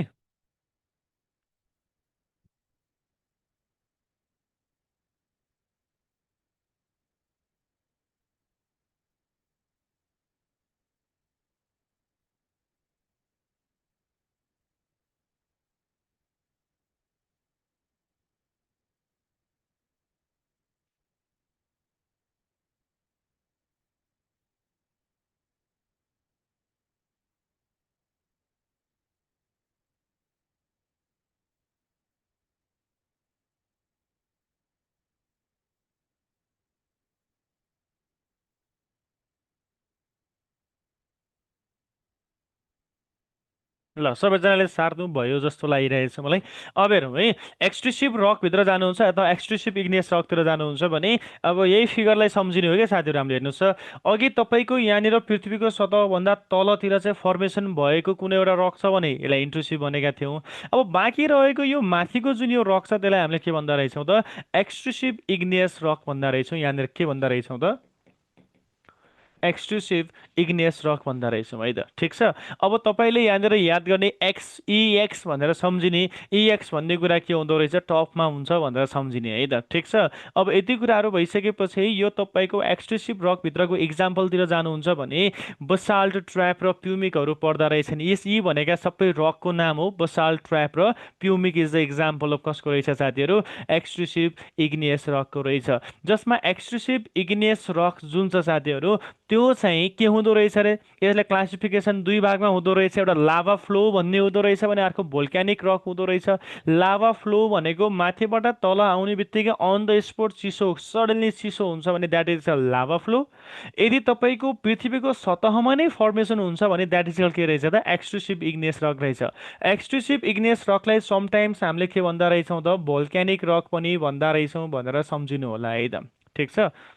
यसमा कसैलाई के कन्फ्युजन छ कि छैन, रेस्पोन्स गरिहाल्नु होला। यदि कुराहरू भइसकेपछि हामी जान्छौँ क्वेसन नम्बर 1 तर्फ। क्वेसन नम्बर 1ले भनेको छ प्युमिक इज अ सुइटेबल फर भनेको छ। यो प्युमिक चाहिँ कहाँ सुइटेबल हुन्छ त, रेस्पोन्स गरौँ सबैजनाले। Pumice is be suitable for, light weight aggregate. हो भनेपछि तपाईँको प्युमिकलाई चाहिँ हामीले के गर्नु पर्यो त, प्रयोग गर्नु पर्यो। Pumice is used for light weight aggregate होइन, अथवा सुइटेबल फर लाइट वेट एग्रिगेटको लागि चाहिँ के हुँदो रहेछ त, सुइटेबल हुन्छ है। तपाईँले यहाँनिर सम्झिनु होला। तपाईँले प्युमिक भनेको कस्तो रक भन्नुहुन्छ भने, तपाईँहरूले अब पहिला पहिला हामीले जस्तै तपाईँको रामायणका कुराहरू हेर्दाखेरि भगवान् श्रीरामले चाहिँ के गर्नुभएको थियो त, त्यो तपाईँको समुद्रलाई पार गर्दाखेरि ढुङ्गालाई चाहिँ तपाईँको अथवा बादर सेनाहरूले चाहिँ के गरेका थियौँ त, ढुङ्गाको चाहिँ तपाईँको पुल बनाएको थियो भनेका छौँ नि। हो तपाईँले सम्झिनु पर्यो के त भन्दाखेरि, तपाईँको प्युमिक रक भनेको नै पानीमा हाल्ने बित्तिकै तैरिने ढुङ्गा स्कल के हो त, प्युमिक रक हो है त, ठिक छ।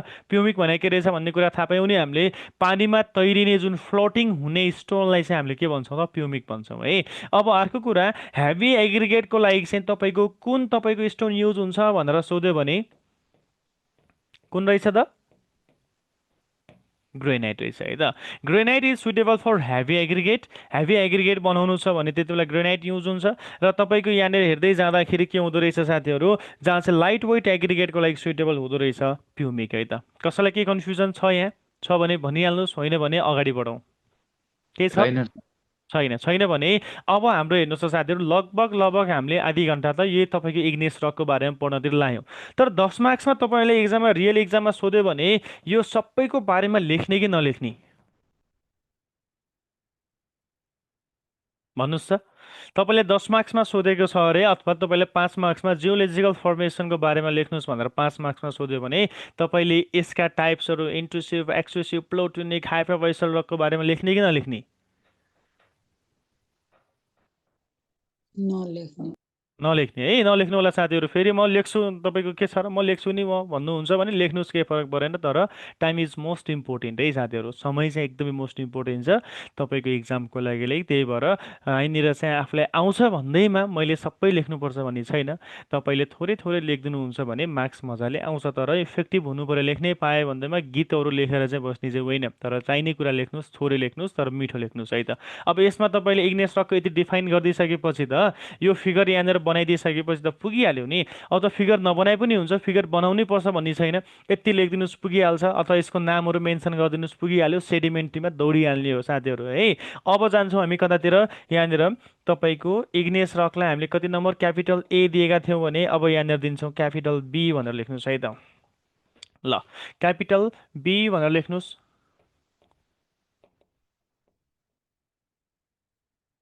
सेडिमेन्ट्री रक। अब सेडिमेन्ट्री रकभित्र लेखौँ साथीहरू, यसमा चाहिँ in the rock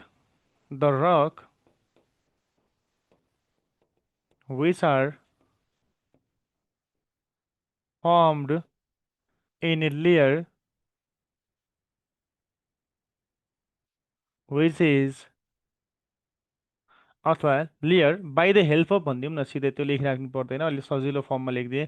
by the help of their agent like wind अथवा विन्ड, यसै गरी वाटर है, एसेक्ट्रा। र यसै गरी अर्को कुरामा लेखिदिनुहुन्छ भने इन एन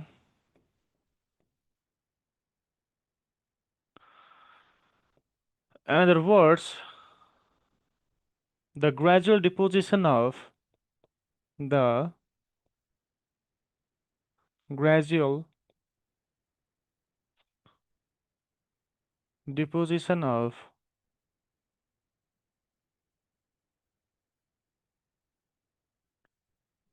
rock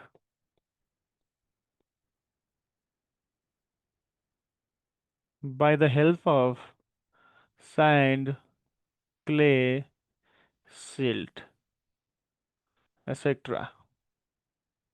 अर्को point लेखौँ, it is also called aqueous rock. Example मा लेखिदिनु होला, limestone, sandstone, यसै गरी conglomerate stone,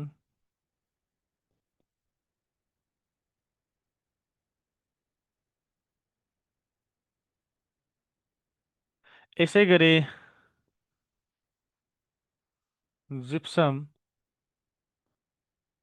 chalk, etc. ल यसलाई सार्नु सबैजनाले।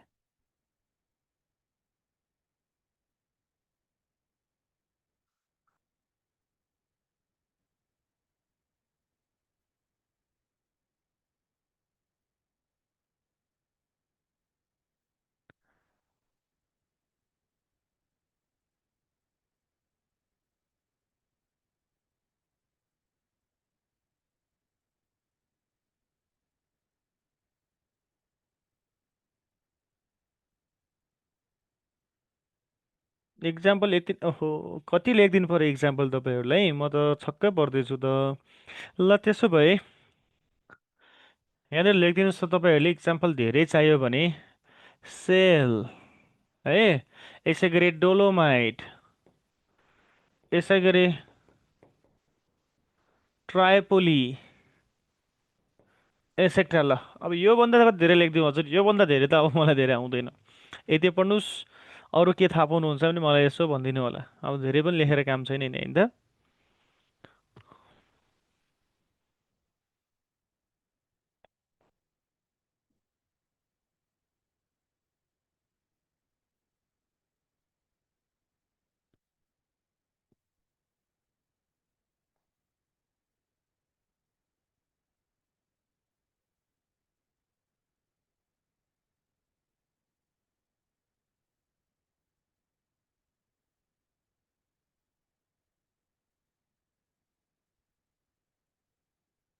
सार्यौँ, रेस्पोन्स प्लिज।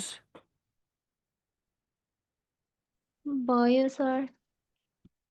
ओके ल, सबैजनाले सारिसक्नुभयो। अब हामी जान्छौँ सेडिमेन्ट्री रकतर्फ।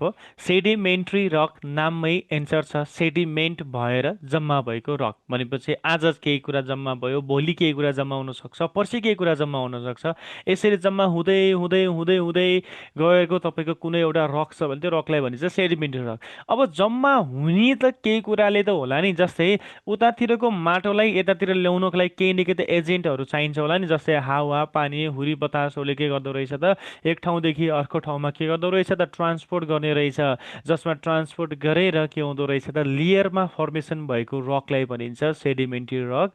र अर्को कुरा ग्रेजुअल डिपोजिसन भएर, जसमा स्यान्ड, क्ले, सिल्टहरूको ग्रेजुअल डिपोजिसन भएर फर्मेसन भएको रकलाई पनि सेडिमेन्ट्री रक भनिन्छ। र अर्को कुरा लेखेका छौँ, it is also called aqueous rock भनेको छ। एक्युवेस भनेको कस्तो भन्दाखेरि जसमा सिल्ट र क्लेलाई दुइटैलाई मिक्स गर्यो भने चाहिँ विथाउट वाटर मिक्स गर्यो भने चाहिँ त्यस्तै नै हुन्छ, त्यहाँ छुटाउन सकिन्छ। तर पानीलाई मैले एड गरिदिइसकेपछि भोलिको दिनमा त्यो माटो र सिल्ट सँगसँगै पानी पनि के हुन्छ त मिक्स भइदिन्छ। अनि मिक्स भइदिइसकेपछि त्यो ठाउँमा के हुन्छ, त्यो तपाईँको अघिको माटो र सिल्टको लेयर चाहिँ के हुन्छ, एउटा चट्टानी लेयरमा फर्मेसन भइदिन्छ भने त्यही कुरालाई चाहिँ हामीले भन्छौँ एक्युवेस है त।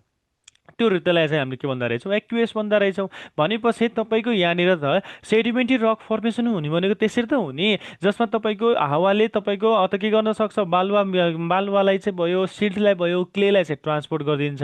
अनि पानी त्यो ठाउँमा एड भइदिन्छ, अनि त्यहाँ चाहिँ के भइदिन्छ त, रक फर्मेसन भइदिन्छ है त। अब तपाईँहरूले यति कुरा के सम्झिनु पर्यो भने नदीको छेउछाउमा यस्ता साना साना माटो त्यसैमा, बालुवा त्यसैमा, ढुङ्गा त्यसैमा यसरी टाँसिएर बसेको हुन्छ। त्यो हेर्दाखेरि सिमेन्ट लगाएर ढलान गरेको जस्तो देखिन्छ, तर त्यो चाहिँ ढलान गरेको होइन। त्यो ठाउँमा के गरेको रहेछ त, सेडिमेन्ट्री रक फर्मेसन भएको हो भनेर सम्झिनुहोस् है त। ठिक छ, बुझ्यौँ कुराकानी।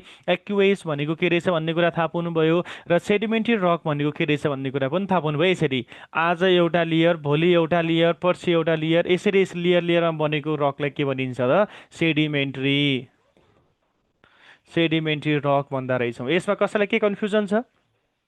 छैन होला। अब इक्जाम्पलमा हेर्नुहुन्छ भने जसमा चाहिँ के हुँदो रहेछ त, लाइम स्टोन पर्यो है, यसै गरी तपाईँको यहाँनिर हेर्दाखेरि स्यान्ड स्टोन पर्दो रहेछ, कङ्गोलोमेरेट स्टोन पर्दो रहेछ, जिप्सम, चक, सेल, डोलोमाइट, यसै गरी तपाईँको हेर्दाखेरि ट्राइफोली, कङ्करहरू सबै पर्दो रहेछ। कङ्कर पनि लेख्दा हुन्छ है यसमा। ल, यी सबै रकहरूलाई चाहिँ हामीले के भन्दा रहेछौँ त, सेडिमेन्ट्री रक भन्दा रहेछौँ। सर एकचोटि इन्ट्रुसिभ रक देखाइदिनु न भन्नुभएको छ। ओके, म लास्टमा देखाइदिन्छु मित्र। अहिले पहिला कन्टेन्ट पढौँ। तपाईँको 45 हुने बित्तिकै म तपाईँहरूले सबैले देखाउन सुरु गर्छु है। ठिक छ, यसमा कसैलाई के कन्फ्युजन छ कि छैन, यति मात्रै भनिदिनुहोस्, होइन भने अगाडि बढौँ। छैन, छैन बुझेँ सर। मैले। ओके, अब सीमा जान्छौँ हामी, मेटामर्फिक रक है त। मेटामर्फिक रक। अब यो मेटा भन्ने बित्तिकै त मलाई सिधै जेन्जीहरूको अस्तिको त्यो आन्दोलनका कुराहरू सम्झिन्छु मैले है। मेटा हुनु त खासमा यो मेटाको लागि चाहिँ हामीले आन्दोलन गरेका त थिएनौँ, त्यहाँ चाहिँ खासमा एउटा छुट्टै कुराहरू थियो। अब अरू मान्छेले मेटा सेटा के लाग्दा चाहिँ हो भन्ने कुरा गरेको थियो, अब त्यो चाहिँ होइन। मेटामोर्फिक रकको बारेमा चाहिँ तपाईँहरूले सम्झिनु छ भने अब सजिलो छ है त। इग्नियस रकलाई बुझ्न गाह्रो थियो, त्यसलाई बुझिसकेपछि सेडिमेन्ट्री अलि सजिलो भयो। अब मेटामोर्फिक त अझै सजिलो भयो। लेखौँ त यसमा चाहिँ, the rock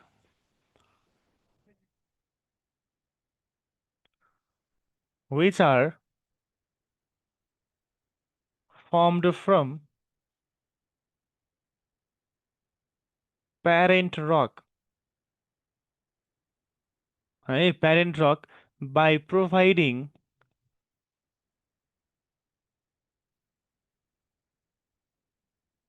standard temperature and pressure। र यसै गरी अर्को एउटा पोइन्ट पनि लेखिदिनुहुन्छ भने जसमा the phenomenon of providing standard temperature and pressure is called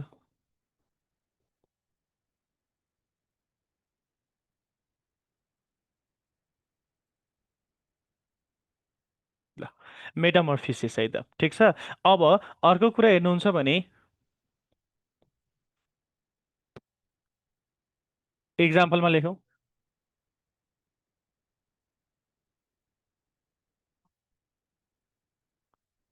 marble, quartzite, slate, schist, etcetera है त। ठिक छ, लेखौँ त सबैजनाले, सार्नुहोस् है त यो। ए एउटा कुरा लेख्नु त, अब यो नेसिस लेखिदिउँ न, नेसिस छुटाउने नछुटाउनु पनि।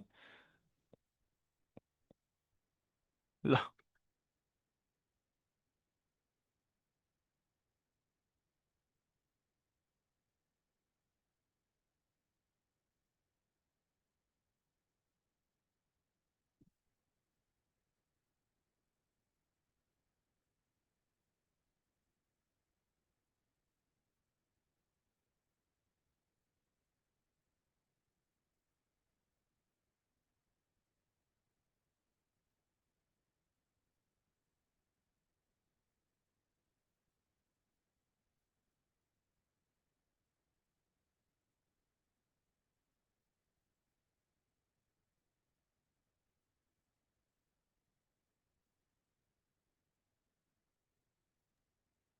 सर एग्रिगेटको लागि चाहिँ यो तीनवटै रकमा चाहिँ बेस्ट रक कुन हुन्छ? यसमा त नेसिस भइहाल्यो नि।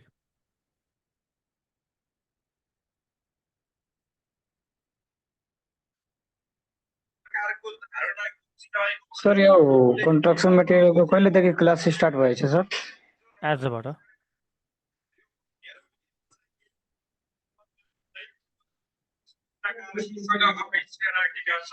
सर यसको पीडीएफ कि भिडियो कसरी हेर्ने? हजुर पीडीएफ अनि भिडियो कसरी हेर्ने यसको? यो त अनि ग्रुपमा आउँछ नि यो त। यसको लागि आवश्यक पर्दा राजसभाले नेतृत्व र त्याग दुवै गर्न सक्ने पनि बताएका छन्। देशको नेतृत्वमा रहेकी सुशीला कार्की यो म्युट गर्नुहोस् त। हुन्छ सर। अनि पढ्ने बेला कहाँ राजनीतिका कुराहरू हेर्दै हुनुहुन्छ मित्र?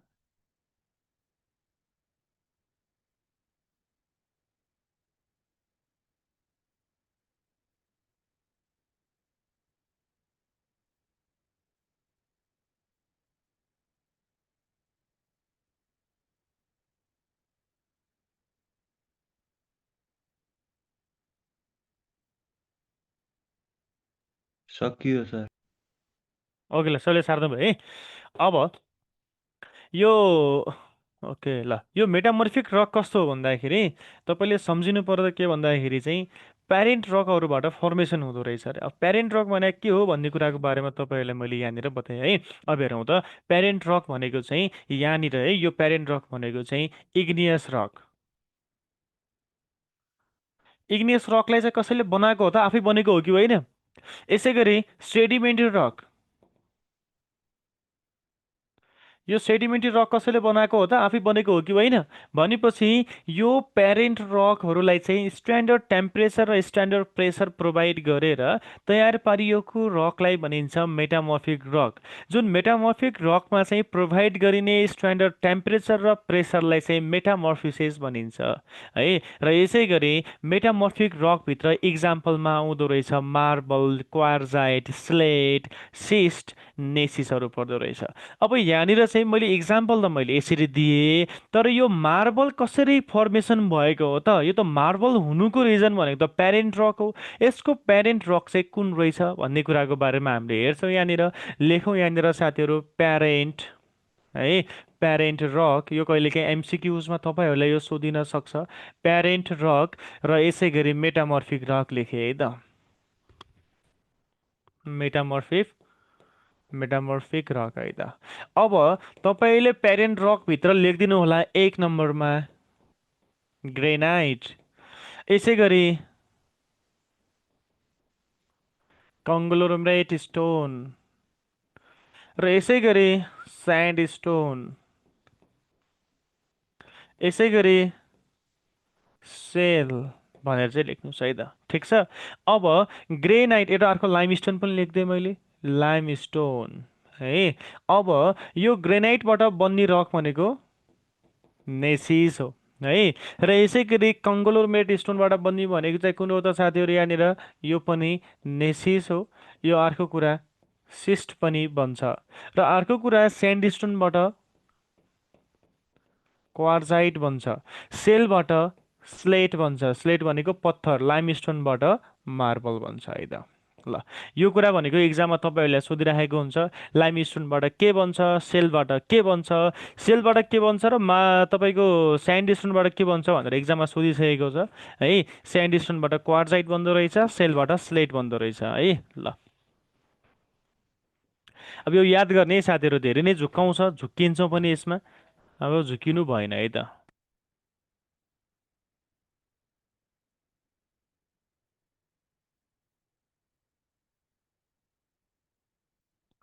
यो कन्टेन्टहरू हामीले जे पढिराखेका छौँ त्यो बुझिराख्नु भएको छ कि छैन?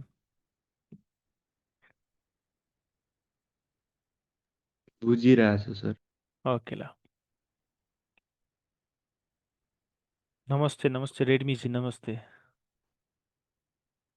ओके ल, यो सार्यौँ सक्यो। ल। अब यसमा चाहिँ मैले भनिराख्नुपर्ने कुरा केही पनि छैन, यो याद गर्नु होला।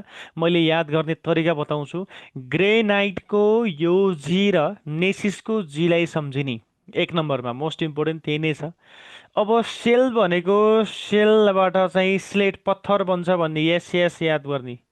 लाइमस्टोन चुनाबाट मार्बल बन्छ भन्ने ठ्याक्कै यो मार्बल र लाइमस्टोन सेम सेम जस्तो देखिन्छ नि, त्यो कुरा पनि हेर्ने।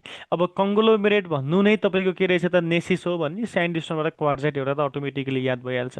यो टेक्निकहरू त्यति बेला काम लाग्छ जब तपाईँहरूले के गर्नुहुन्छ साथीहरू, मजाले राम्रोसँग एकचोटि पढ्नुहुन्छ अनि मात्रै टेक्निक एप्लाई हुन्छ। होइन भने टेक्निक सेक्निक त के हो केही थाहा हुँदैन है त। अब जान्छौँ हामी कति नम्बरतिर साथीहरू, 2 नम्बरतिर, जहाँ चाहिँ फिजिकल क्लासिफिकेसन भनेर लेख्नुहोस् है त।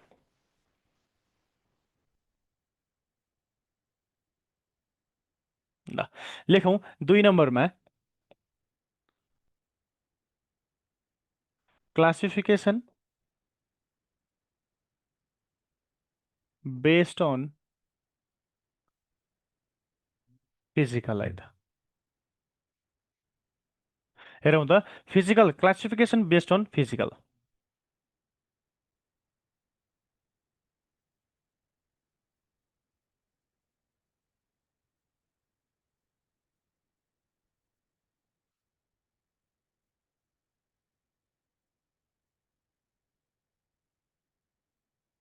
देखौँ है त, 2 नम्बरमा क्लासिफिकेसन बेस्ड अन फिजिकल रहेछ, जसमा चाहिँ तपाईँहरूले यसलाई पनि 3 भागमा विभाजन गरिएको हुँदो रहेछ भने 1 नम्बरमा लेखौँ तपाईँको यहाँनिर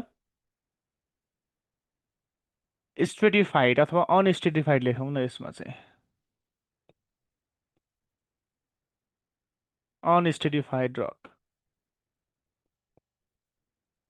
लेखौँ यसको भित्र, the rock which does not split along a certain layer. Exampleमा all kind of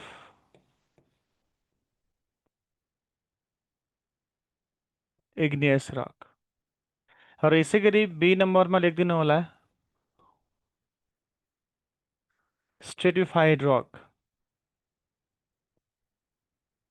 लेखौँ यसमा चाहिँ the rock which is split along a certain layer। एक्जाम्पलमा लेखिदिनु होला all kind of sedimentary rock except लेख्नु परेन, उता हो एक्सेप्ट, यता अर्को मार्बल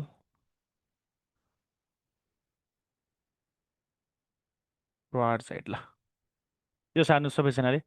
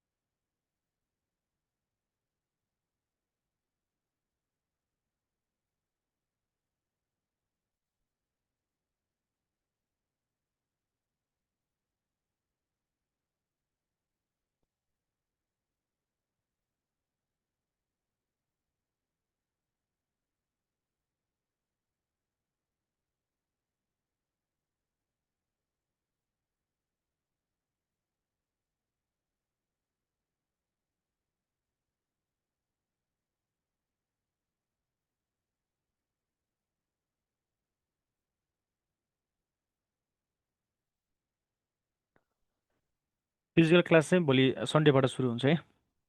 कम्प्लिट रूपमा चाहिँ क्लास हुने गरी चाहिँ सन्डेबाट। अनअफिसियल क्लास त मजाले आज हिजो अस्ति भइसक्यो है त।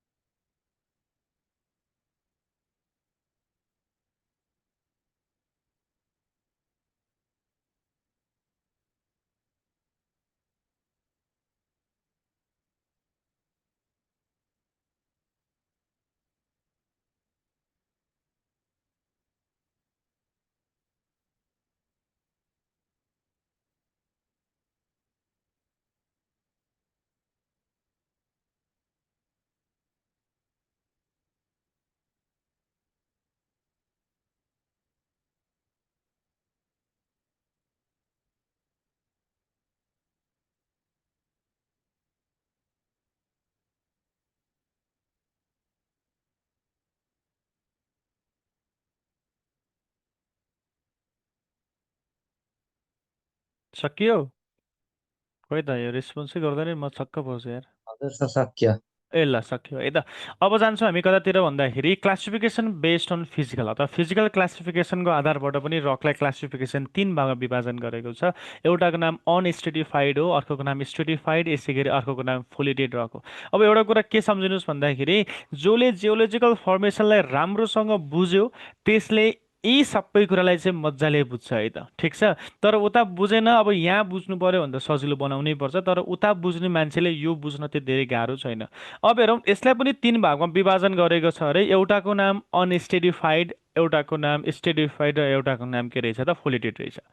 अब नाममै एन्सर छ है, अनस्ट्रेटिफाइड र स्ट्रेटिफाइड। स्ट्रेटिफाइड भन्दाखेरि केही कुरा हुँदैछ भन्न खोजेको, त्यो कुरालाई चाहिँ बनाउन सकिन्छ भन्न खोजेको है, मिनिङ अथवा सिमिलर मिनिङ आउँछ त्यसमा।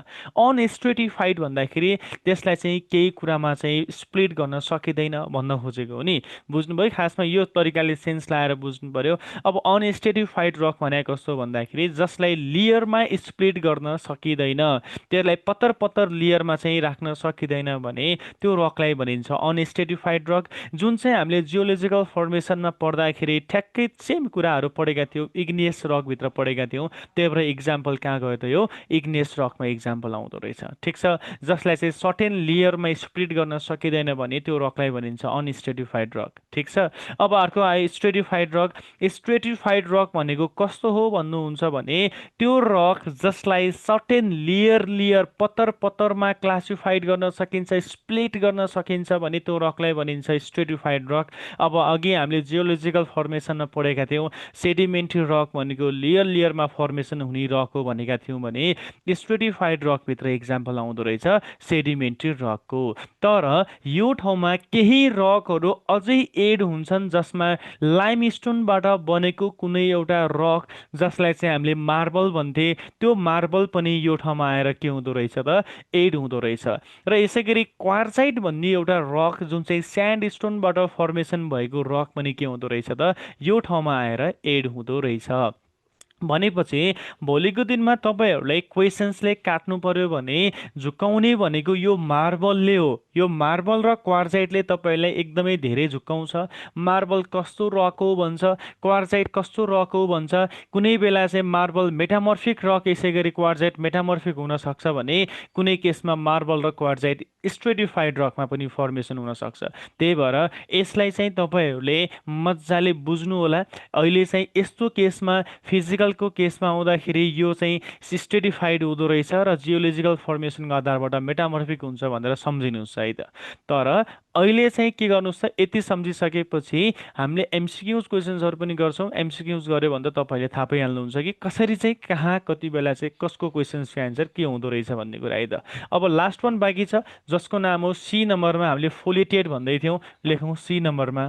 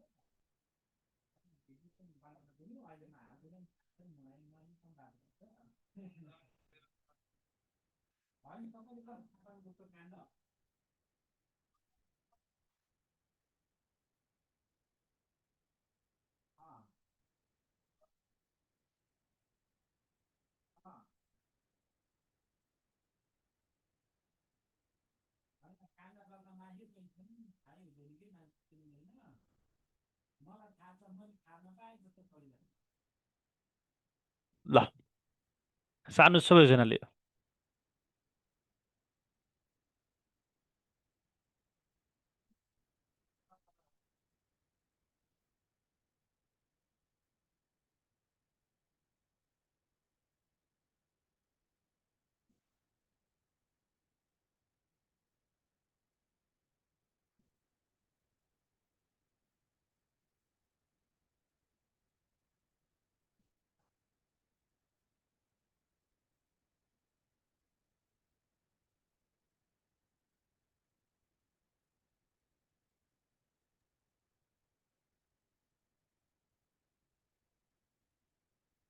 ल सार्यो।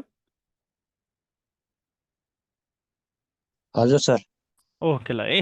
अब हामी जान्छौँ फ्लेटेड रकतिर। फ्लेटेड रक भनेको कस्तो भन्नुहुन्छ भने एउटा सर्टेन डिटेक्सनमा स्प्लिट गर्न सकिन्छ।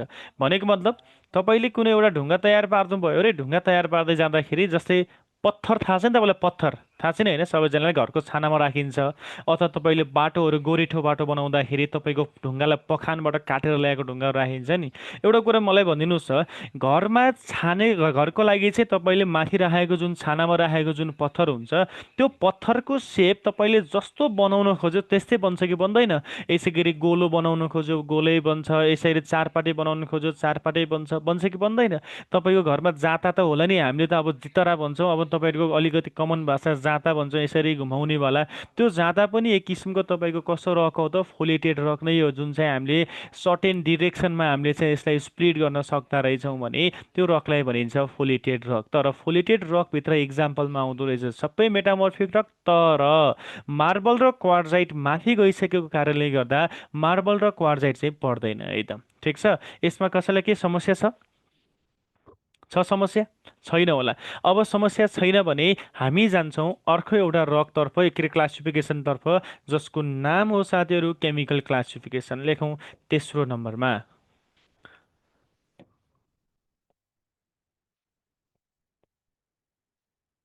Classification based on chemical either. It is also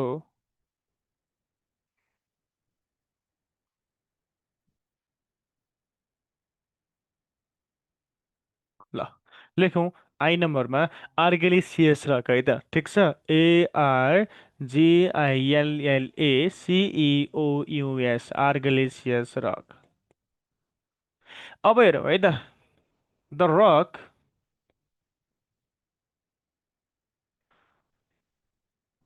where alumina is a main constituent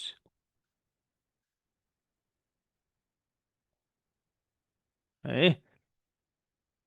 इक्जाम्पलमा लेखेँ काओलाइन, यसै गरी स्लेट। दोस्रोमा जाउँ,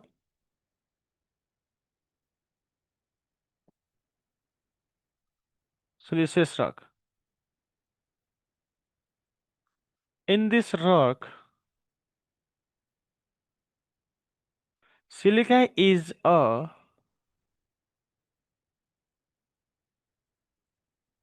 main constituent. यसै गरी इक्जाम्पलमा हेर्नुहुन्छ भने granite, gneiss, basalt trap, basalt and trap लेखौँ न।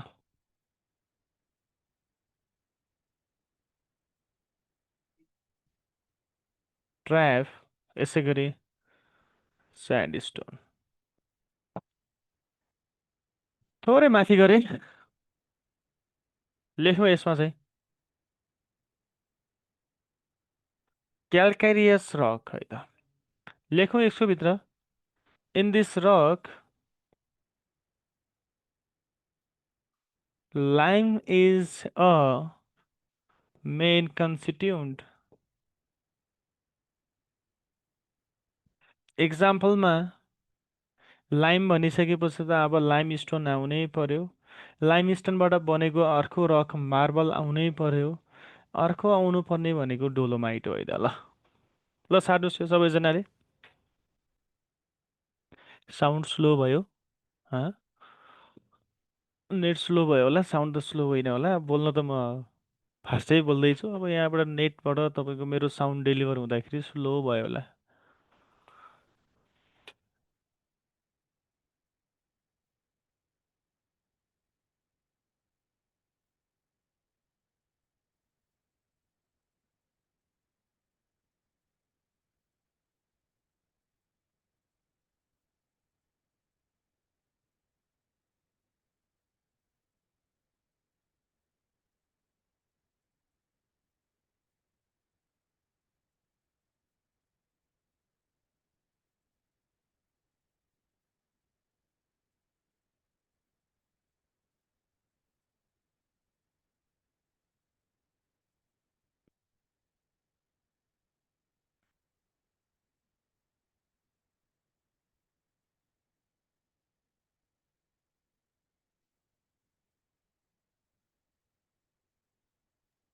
सर सकियो। सक्यो है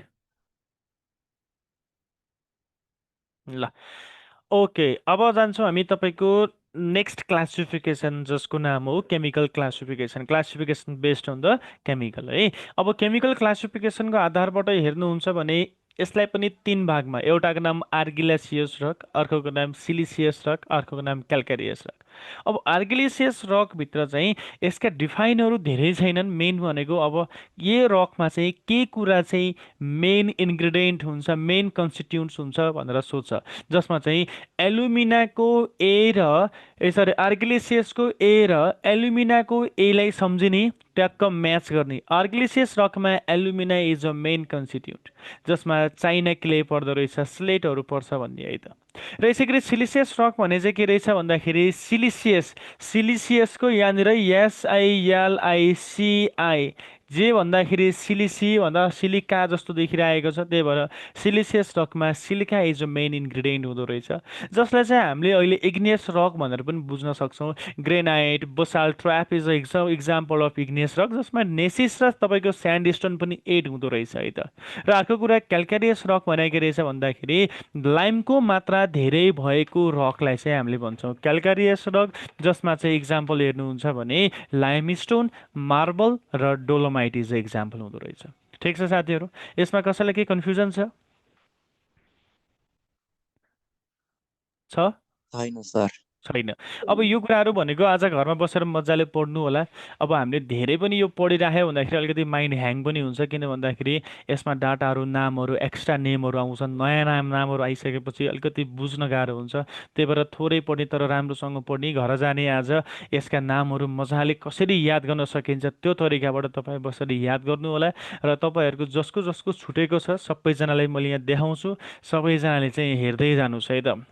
ल अब मैले यहाँनिर तपाईँहरूले यो कुराहरूको बारेमा भनेको थिएँ। सुरु भयो तपाईँको यहाँबाट कन्टेन्ट, यताबाट कन्टेन्ट सुरु भएको रहेछ, जसमा लेख्नुहोस् टपिकमा यस्तो छ। अब यसको स्क्रिनसट टक्क लाएर लिइहाल्नुहोस् त। स्क्रिनसट आयो? हजुर 10 मार्क लागि यति पुरै होइन हजुर, यो त 10 मार्क्सको लागि यो सबै लेख्नलाई भने त तपाईँको हेर्नुहोस् त 2 घन्टामा पढ्यो यो सबै कुराहरू। तपाईँले लेख्न कति मिनट लाउनुहुन्छ? 10 मिनटभित्र यो सबै लेख्न सक्नुहुन्छ भने लेख्ने, होइन भने इग्नियस रकभित्रको टाइप्सहरूको बारेमा नलेख्ने नि। त्यो जहाँनिर मेन कुरा आएको त्यहाँनिर मात्रै समातेको छ उसले, होइन। इग्नियस रकको इन्ट्रुसिभ, एक्सक्लुसिभ, प्लुटोनिक, हाइपरबसलको बारेमा नलेख्नुहोस्। अरू सबै हामी सेम सार्नै पर्छ, अरू त के छ र, थुत्रै छ नि, होइन त। ल अब यसको फोटो लिनु सबैजनाले। लिनुभयो होला है।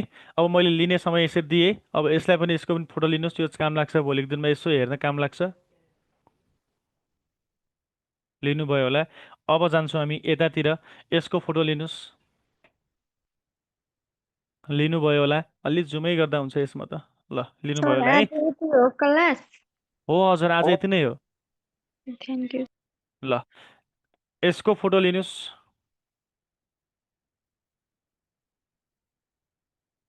लिनुभयो होला।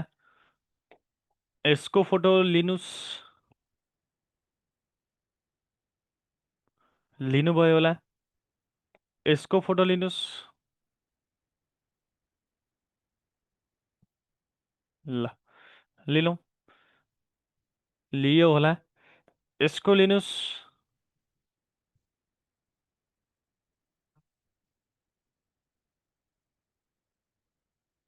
यसको लिनुहोस्। ल साथीहरू, आजलाई चाहिँ हामी यति नै गरौँ। आज हामीले के पढ्यौँ र कसैलाई के कन्फ्युजन छ भने मलाई अहिले भन्दा हुन्छ। र बुझेको नबुझेको के छ सबैजना एकछिन मलाई भनिदिनुहोस् त, बुझ्नु भयो कि भएन? सर हजुर, मलाई यो कर्णालीको एकचोटि भनिदिनु अगाडितिर भन्नु।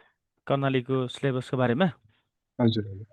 त्यही हो, फर्स्ट पेपर सेकेन्ड पेपर छ, सब्जेक्टिभ अब्जेक्टिभ नै हो। सेम तपाईँको लुम्बिनी प्रदेशको बारेमा ठ्याक्कै जे छ सेम नै त्यही हुन्छ। जस्तै तपाईँको फर्स्ट पेपर सेकेन्ड पेपर छ, जेके आइक्यू पब्लिक म्यानेजमेन्ट त्यहाँ भइहाल्छ। र यसैको तपाईँको यहाँनिर पढ्दै जाँदाखेरि अरू अन्य कन्टेन्टहरू हेर्नु पऱ्यो भने चाहिँ त्यहाँ चाहिँ अब इङ्ग्लिस नेपाली एड गरेको छैन। अब त्यही हो, अलिकति तपाईँको कर्णाली प्रदेशको बारेमा थोरै अहिलेको त्यहाँको चाहिँ वाटर सप्लाई सिस्टम के छ हो त्यसको बारेमा पढ्नु पऱ्यो। अनि त्यहाँ चाहिँ तपाईँको हाइड्रो पावर प्रोजेक्टहरू छ के अरे हाइड्रो इनर्जी भनेर राखेको आउँछ के अरे हो तिनीहरूको बारेमा थोरै पढ्नुपर्ने हुन्छ त्यही अरू त सेम नै अरू प्रदेश जस्तै नै छ ओके सर ल अरू कसैलाई के आज हामीले जे पढ्यौँ यो classification of rock introduction of rock र स्टोनको बारेमा जे पढ्यौँ कसैलाई के कन्फ्युजन छ